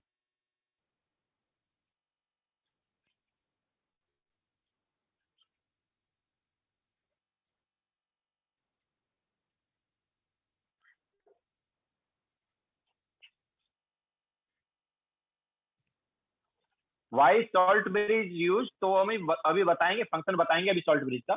अभी जस्ट हमने देखा है कि सॉल्ट ब्रिज जो है उसमें हम इलेक्ट्रोलाइट क्या ले रहे हैं और सॉल्ट ब्रिज होता क्या, अभी जस्ट हमने वो बताया है। अब हम तुम्हें बताएंगे कि सॉल्ट ब्रिज का फंक्शन क्या है।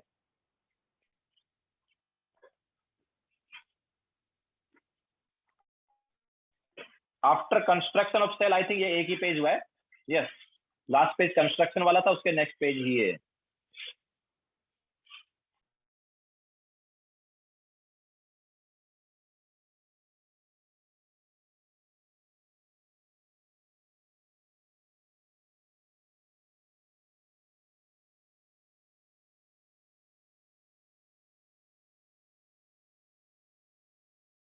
यस सही, आयन की स्पीड मतलब आयनिक मोबिलिटी। आयन की स्पीड मतलब आयनिक मोबिलिटी।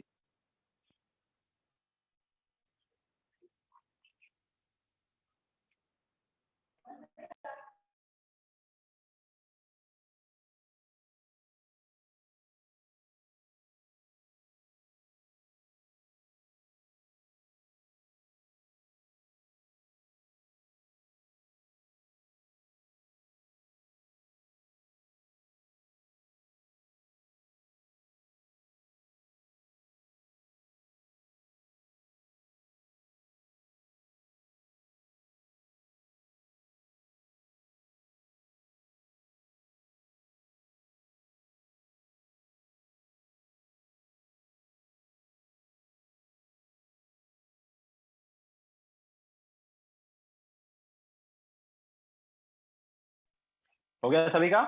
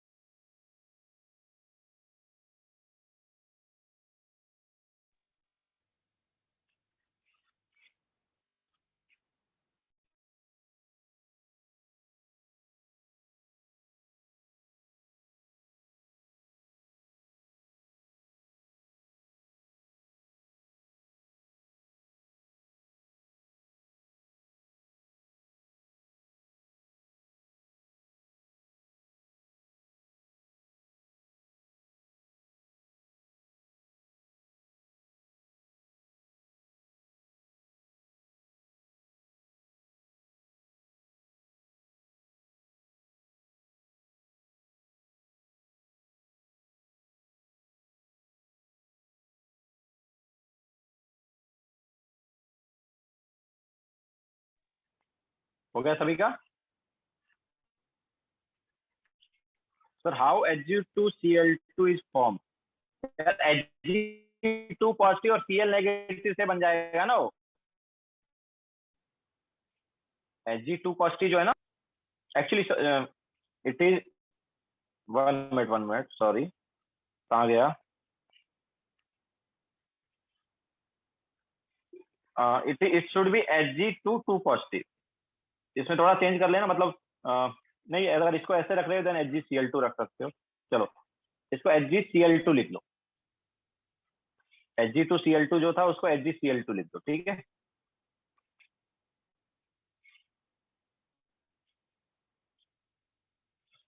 एक्चुअल में यहाँ पर Hg2 पॉजिटिव भी तुम ले सकते हो। Hg2 पॉजिटिव लोगे तो Hg2Cl2 आएगा। Hg2 पॉजिटिव अगर लोगे मतलब क्या है, जैसे हमने बताया था, याद है? इस फॉर्म में रहता है अपने पास Hg+1, आयनिक में बताया था, आयनिक इक्विलिब्रियम में। तो Hg2 पॉजिटिव अगर हमारे पास है तो उससे क्या बनेगा? Hg2Cl2 बनेगा।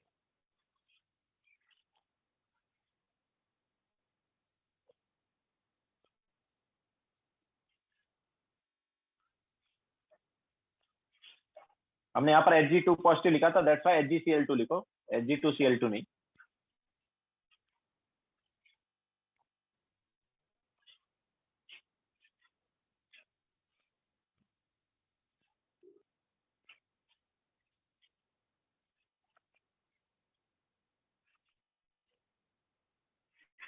ओके, चले आगे।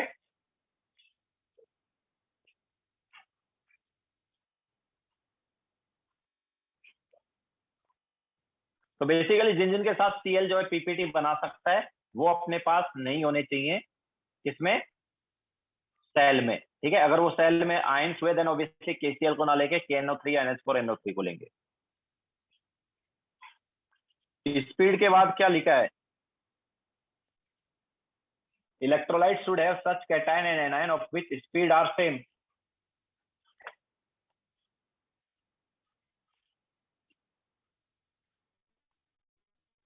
हो गया सभी का?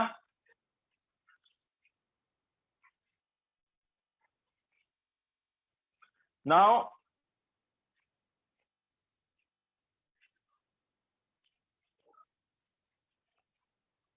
sir, so of these ions are there we can take, yes भैया, अगर हमारे पास ये Ag पॉजिटिव, Hg2 पॉजिटिव है या Pb2 पॉजिटिव है, तो हम क्या करेंगे? ऑब्वियसली हमें पता KCl फिर पीपीटी बना लेगा, तो फिर हम किसको लेंगे? KNO3 या NH4NO3 को लेंगे। तो KNO3 जो है उसमें NO3 पीपीटी नहीं बनाता है। ओके, सो ऑब्वियसली उनको ले लेंगे हम।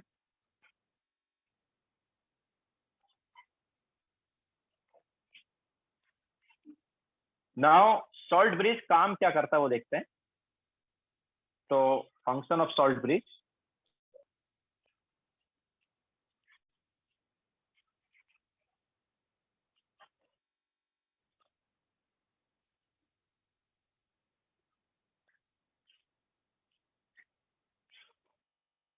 तो देखो सबसे पहला काम हम बोल देते हैं कि ये जो है ये इलेक्ट्रिकल न्यूट्रलिटी को मेंटेन करता है, ठीक है।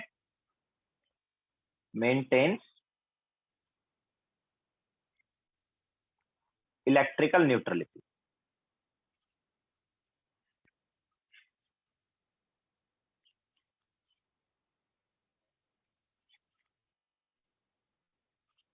मतलब दोनों जो सॉल्यूशन है वो क्या रहेंगे? न्यूट्रल ही बने रहेंगे।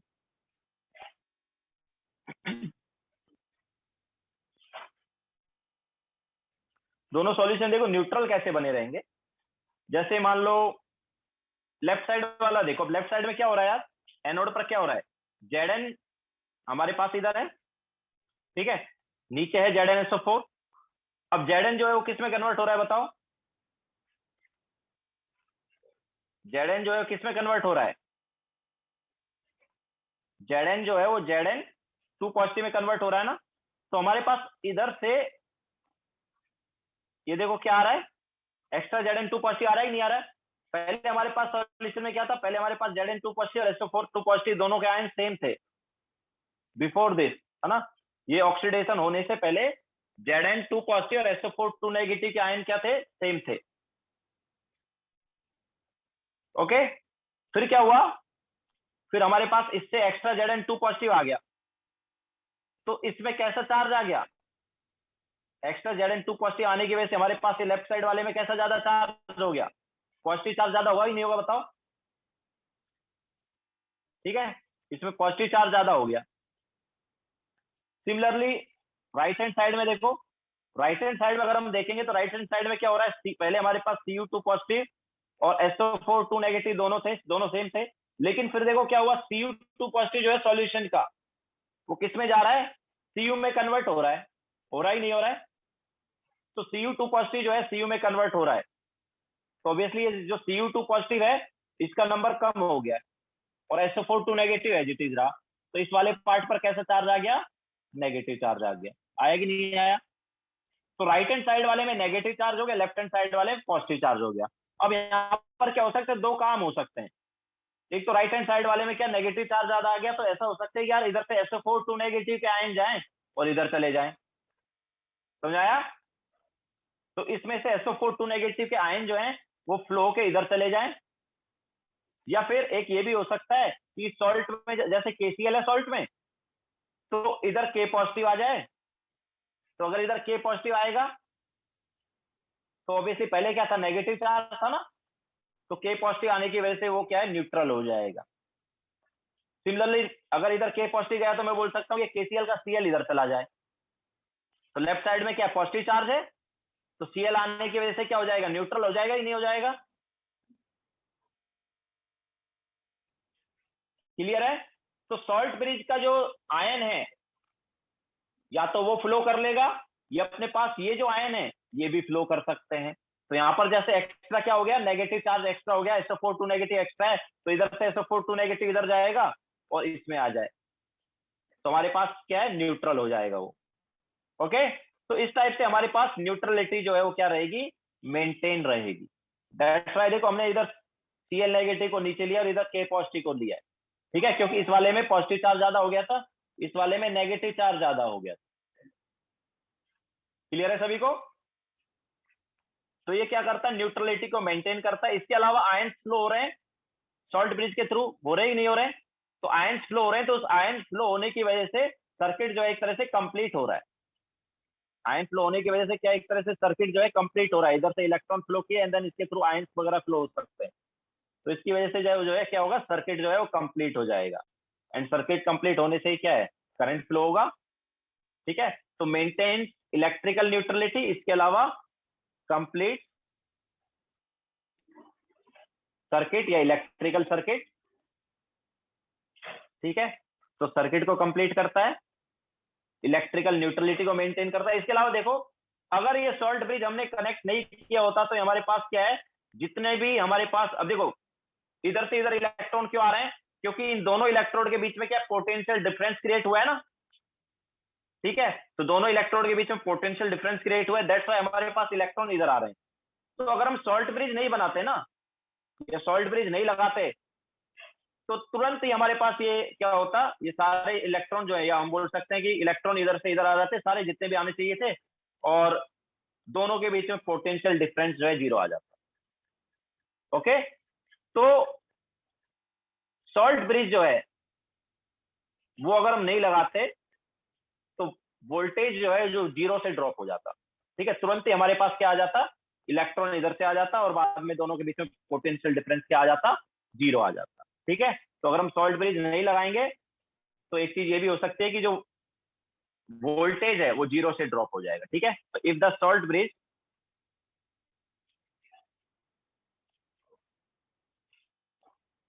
is removed, then voltage drops to 0। ठीक है, अगर हम सॉल्ट ब्रिज को रिमूव कर देते हैं, हम ऐसा बोलते हैं कि सॉल्ट ब्रिज अगर हम नहीं लगाएं तो वोल्टेज 0 से ड्रॉप हो जाएगा, हम बोल सकते हैं वोल्टेज 0 हो जाएगा। ठीक है, इसके अलावा हम ऐसा बोल देंगे यहाँ पर कि ये जो है ये लिक्विड जंक्शन पोटेंशियल को मिनिमाइज करता है, तो it minimise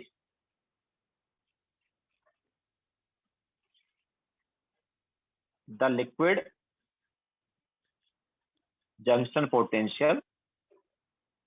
now liquid junction potential मतलब दोनों जो लिक्विड है उनके बीच का potential. Okay, liquid junction potential मतलब potential difference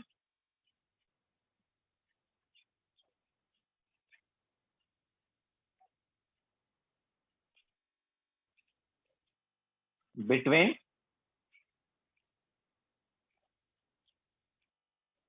the junction of two liquids।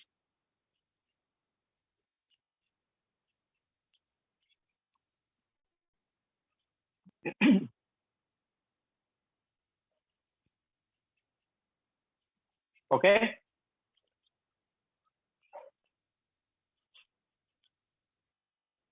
जैसा मैंने बताया कि यार अगर हम सॉल्ट ब्रिज रिमूव कर देंगे, सॉल्ट ब्रिज अगर हम नहीं लगाएंगे तो अब देखो मैं क्या बोल रहा हूँ, इन दोनों के बीच में पोटेंशियल डिफरेंस है कुछ, ठीक है। तो सॉल्ट ब्रिज अगर हमने नहीं लगाया तो एकदम से वो पोटेंशियल डिफरेंस जो है जीरो हो जाएगा।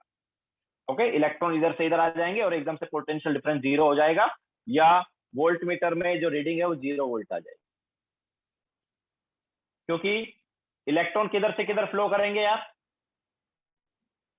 इधर से इलेक्ट्रॉन इधर फ्लो करेंगे ना। और वो क्यों फ्लो करेंगे, क्योंकि दोनों के बीच में क्या है, पोटेंशियल डिफरेंस है, दैट्स वाई वो फ्लो होंगे इलेक्ट्रॉन। लेकिन वो जैसे ही पोटेंशियल डिफरेंस जीरो हुआ ये बंद हो जाएगा, समझाया। यहां से इलेक्ट्रॉन आना बंद हो जाएगा क्योंकि दोनों के बीच में पोटेंशियल डिफरेंस क्या हो जाएगा, जीरो हो जाएगा।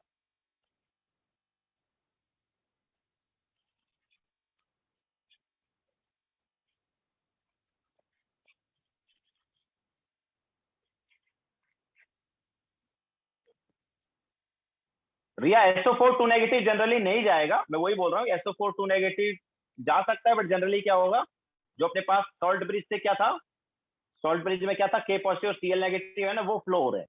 सॉल्ट ब्रिज के आयन जो है वो जनरली फ्लो होंगे। SO4 का मैंने जस्ट एग्जांपल लेके तुम्हें बताया, ठीक है, बट जनरली क्या है, सॉल्ट ब्रिज के फ्लो होंगे। हमारे पास एक टाइप का और पता है गैल्वेनिक सेल बन सकता है जो कि विदाउट ये रहता है, एक टाइप का और गैल्वेनिक सेल आता है जो कि विदाउट सॉल्ट ब्रिज रहता है। तो उसमें क्या होता है वो मैं तुम्हें बताता हूँ। देखो उसमें क्या होता है, उसमें हमारे पास एक ही कंटेनर होता है, एक ही कंटेनर है, उसमें बीच में क्या एक पोरस प्लेट रख दी जाती है, ये पोरस प्लेट होती है, ये रख दी जाती है। इधर में हमने क्या बोल दिया कि इधर हमारे पास मान लो Zn है, ZnSO4 है, और इधर मान लो CuSO4 है। तो ये भी पता है, ये अब यहाँ पर सॉल्ट ब्रिज कनेक्ट नहीं कर रहे हैं, एक ही बीकर में है ये, बस बीच में क्या पोरस वाला है, तो इस पोरस वाले के थ्रू क्या हो सकता है, इलेक्ट्रॉन जो है फ्लो हो सकता है, ठीक है। तो यहाँ पर जैसे CuSO4 का SO4 फ्लो कर जाएगा। तो मेनली हमने जो SO4 की बात की थी वो यहाँ पर बात की थी। सॉल्ट ब्रिज में तो क्या है, सॉल्ट के आयन्स है तो वो फ्लो हो जाते हैं, लेकिन ये वाला जो हमने लिया ना, इसमें क्या है, इसमें पोरस वाले पार्ट में कोई आयन्स नहीं है, तो यहाँ पर कौन फ्लो करेंगे, ये वाले जो आयन्स है ये फ्लो करेंगे। ओके, तो इधर से SO4 2 नेगेटिव जैसे आ सकता है और इधर से Zn2 पॉजिटिव आ सकता है, तो आयंस जो है वो फ्लो हो सकते हैं, ऐसा है, ठीक है। तो वो चीज भी आ सकती है। तो हम वापस आते हैं सॉल्ट ब्रिज पर, ठीक है। तो ये सॉल्ट ब्रिज के कुछ फंक्शन है।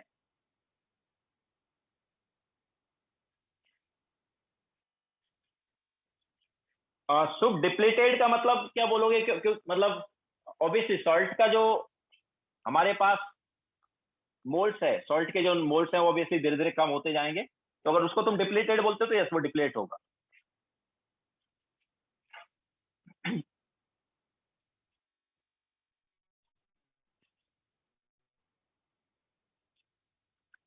सो दैट्स वाई हमने कनेक्ट किया ना सॉल्ट ब्रिज, सॉल्ट ब्रिज हमने इसलिए कनेक्ट किया क्योंकि सर्किट कंप्लीट हो गया, तो जब तक ये इलेक्ट्रॉन फ्लो होते रहेंगे तो पोटेंशियल ड्रॉप जीरो नहीं होगा। अगर हम सॉल्ट ब्रिज कनेक्ट नहीं करते ना तो फटाक से पोटेंशियल ड्रॉप जीरो हो जाता।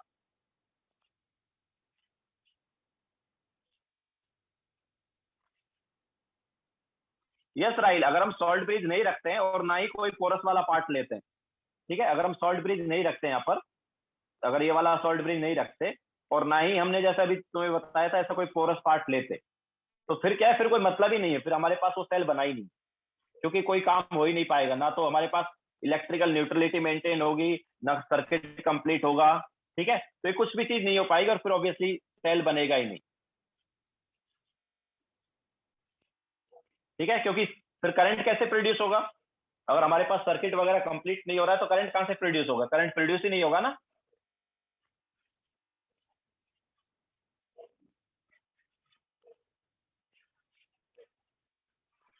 ओके, क्लियर है सभी को। बाकी वो वाली चीज तुम देख सकते हो कि ये जो है दोनों इलेक्ट्रोलाइट को मिक्स करने से रोकता है। वैसे मिक्स होंगे तो भी कोई दिक्कत नहीं है, क्योंकि जैसा मैंने बताया था पोरस वाले पार्ट में मिक्स हो रहे हैं, है ना। पोरस वाले पार्ट में SO4 2 negative and Zn2 positive जो है मिक्स हो रहे हैं। बाकी मिक्सिंग हो जाएगी तो कोई प्रॉब्लम है नहीं जैसे, बट जनरली सॉल्ट ब्रिज में तो मिक्सिंग नहीं होगी। क्यों? क्योंकि सॉल्ट ब्रिज में हमारे पास फ्लो कौन करेगा, ये सॉल्ट का जो आयन है ये मेनली फ्लो करेगा, ठीक है। तो एक वो भी तुम ले सकते हो अगर लेना चाहो तो क्या करता है ये जो है it prevent mechanical mixing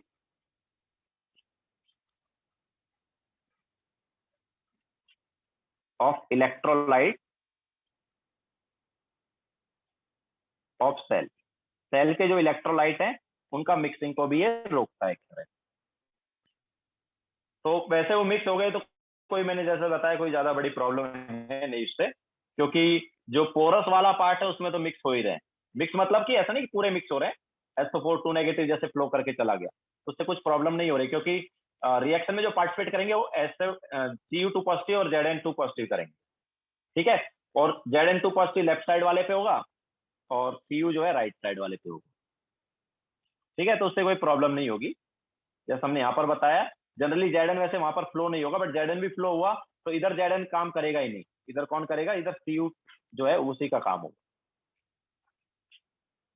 Zn जो है इधर होगा और Cu का इधर होगा, ठीक है। तो पोरस वाले पार्ट में ऑब्वियसली आयंस जो है फ्लो इस टाइप से कर जाएंगे, क्योंकि वहां पर जो ये पोरस वाला पार्ट हमने लिया है इसमें कोई सॉल्ट नहीं है, ओके। तो पोरस में क्या है, ऑब्वियसली छोटे छोटे होल्स वगैरह हैं, तो उनके थ्रू क्या है आयंस फ्लो करके जा सकते हैं, तो वो चीज भी आ सकती है, बट मेनली अभी हम बात कर रहे हैं salt bridge.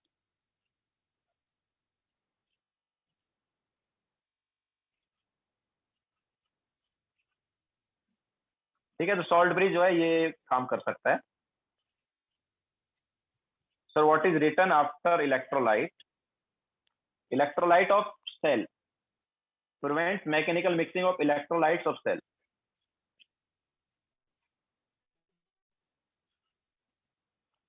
Sir I did not understand why voltage drops to zero. Rohan, जैसा मैंने तुम्हें थोड़ी देर पहले बताया था कि अगर हमारे पास मेटल को हम किस में डिप करें, उसके इलेक्ट्रोलाइट में डिप करें, तो मेटल और इलेक्ट्रोलाइट के बीच में क्या है पोटेंशियल डिफरेंस आ जाता है, और उसको फिर जब वायर से कनेक्ट करते हैं तो उस वायर इलेक्ट्रॉन फ्लो कर सकते हैं। इलेक्ट्रॉन फ्लो कब तक होते हैं, जब तक कि पर फटाक से जीरो हो जाएगा अगर हमने ऐसा कुछ किया तो।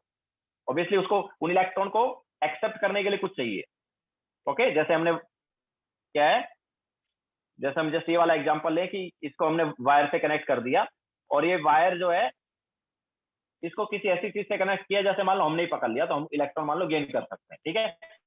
तो फटाक से हमारे पास इसके और इसके बीच में पोटेंशियल डिफरेंस जीरो हो जाएगा। ये हम बोल सकते हैं कि जिसने एक्सेप्ट किया है उसके और इनके बीच में पोटेंशियल डिफरेंस जीरो हो जाएगा। लेकिन अगर सॉल्ट ब्रिज हम लगा देंगे तो पोटेंशियल डिफरेंस जीरो नहीं होगा, क्योंकि फिर तो क्या सर्किट चलता रहेगा, ओके। तो पोटेंशियल डिफरेंस फिर फटाक से जीरो नहीं होगा, सर्किट जो है चलता रहेगा। अगर हम सॉल्ट ब्रिज नहीं लगाते हैं तो वो तुरंत क्या है अपने पास जो कैथोड वाला पार्ट है वो इलेक्ट्रॉन गेन कर लेगा और एनोड वाला लूज कर देगा, और उसकी वजह से पोटेंशियल डिफरेंस जीरो आ जाएगा।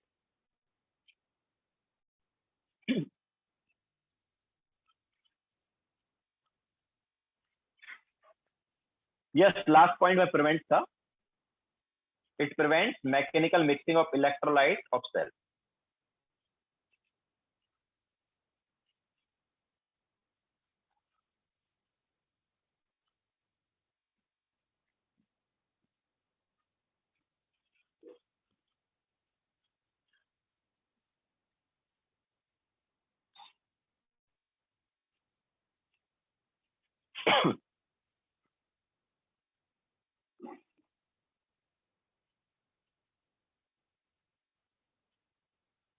यस, डेनियल सेल यूज किया जाता है ऑब्वियसली। डेनियल सेल एक कॉमन सेल है जो कि काफी एग्जांपल में तुम देख सकते हो। उसमें क्या है कि मतलब क्योंकि हमें पता होता है कि जो CU वाला है वो लेस रिएक्टिव है और ZN वाला मोर रिएक्टिव है, ये हमें मतलब जनरली पता होता है। ठीक है, दोनों को कनेक्ट करके एक कॉमन सेल हमने बनाया जिसको हम डेनियल सेल बोलते हैं। यस, मैकेनिकल मिक्सिंग जो है पोरस टाइप में अगर हो जाएगा।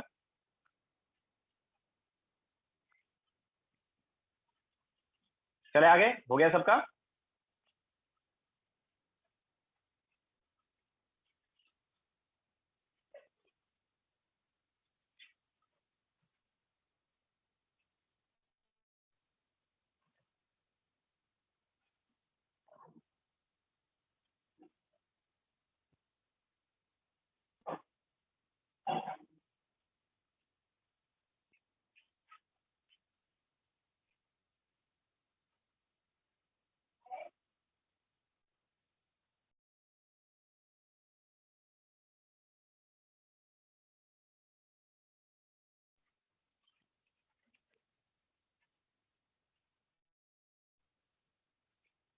हो गया सबका?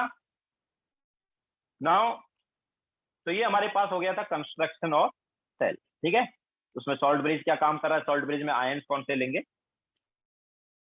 नाउ आगे चलते हैं।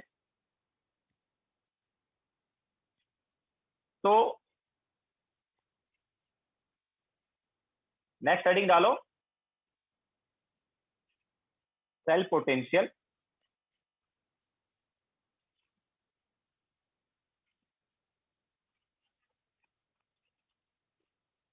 ठीक है, या फिर इसको EMF ऑफ सेल बोल सकते हैं, EMF ऑफ सेल या फिर ई सेल। तो सेल पोटेंशियल या EMF ऑफ सेल या फिर ई सेल। तो देखो सेल पोटेंशियल क्या होता है। तो जिस फोर्स या पोटेंशियल से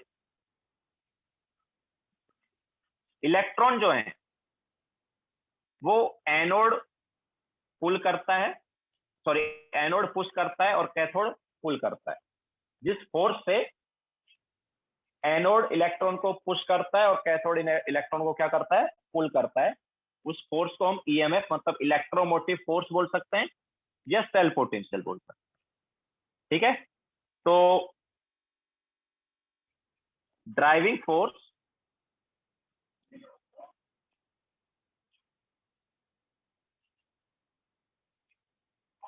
that pushes negatively charged electron, obviously electron लिख सकते हैं, that pushes electron away from anode and pulls toward cathode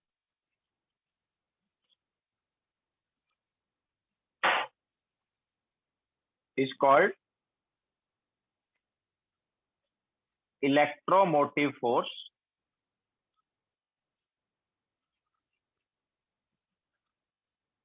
मतलब EMF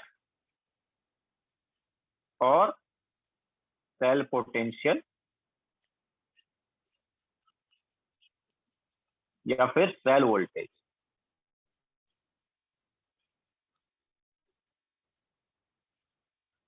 ठीक है, तो सेल पोटेंशियल सेल वोल्टेज वगैरह भी बोल सकते हैं। यूनिट क्या होगा इसका, तो its unit is volt. Potential या वोल्ट है तो ऑब्वियसली यूनिट क्या होगा, वोल्ट होगा, तो इट्स यूनिट इज वोल्ट। ठीक है, तो जिस फोर्स से इलेक्ट्रॉन जो है एनोड से दूर जा रहे हैं और कैथोड उनको अपनी साइड पुल कर रहा है, उसको हम क्या बोलते हैं, उसको हम क्या बोलते हैं, सेल पोटेंशियल या EMF बोलते हैं।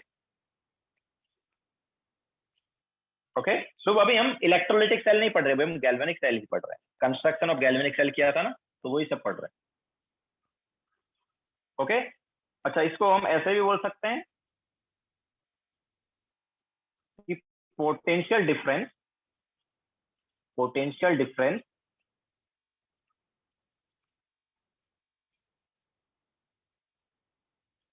बिटवीन कैथोड एंड एनोड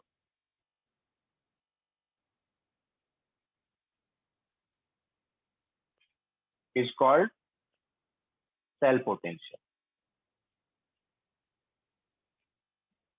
ठीक है, एनोड और कैथोड के बीच का जो पोटेंशियल डिफरेंस है इसको भी हम क्या बोलते हैं, सेल पोटेंशियल ही बोलते हैं। तो उसी पोटेंशियल से या उसी फोर्स से इलेक्ट्रॉन जो है एनोड से कैथोड साइड जाएंगे।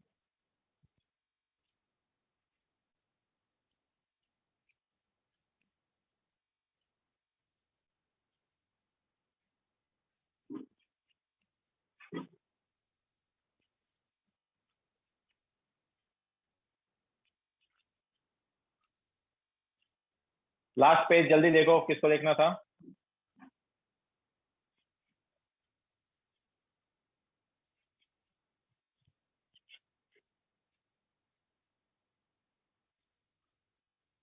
ठीक है, तो सेल पोटेंशियल जो है क्या हो गया,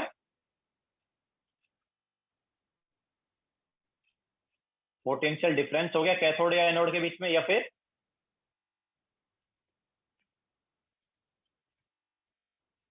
जिस ड्राइविंग फोर्स से इलेक्ट्रॉन को एनोड पुश करता है और कैथोड पुल करता है, उसको भी हम क्या बोल सकते हैं,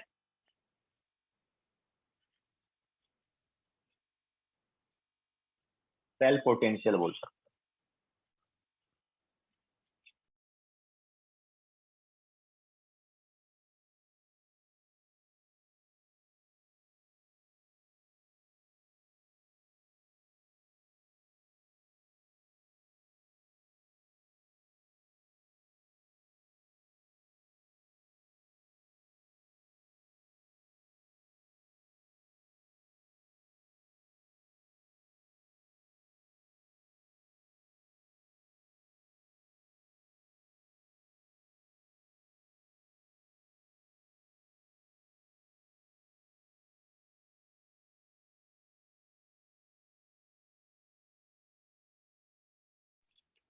यस ऑब्वियसली, वो बाकी वैसा ही है, पोरस वाले में वैसा ही है सब कुछ, बस सॉल्ट ब्रिज जो है वो नहीं लगाया हमने।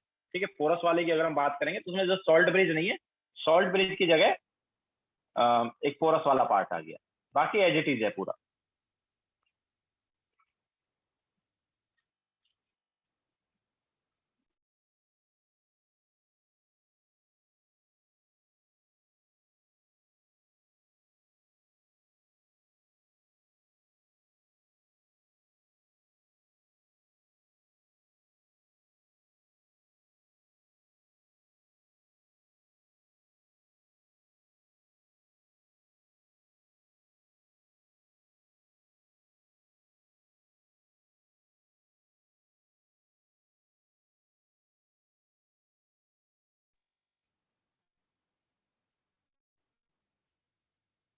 यस साक्षी, ड्रॉ कर सकते हो, कोई प्रॉब्लम नहीं है उसमें, बाकी याद भी रख लो, मेनली हम सॉल्ट ब्रिज वाला यूज करते हैं।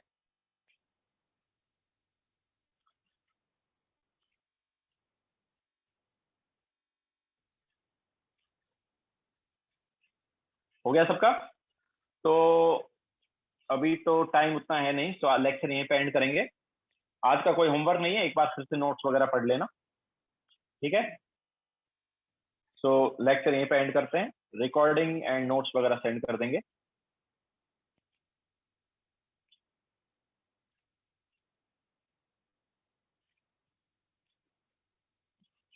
Okay bye.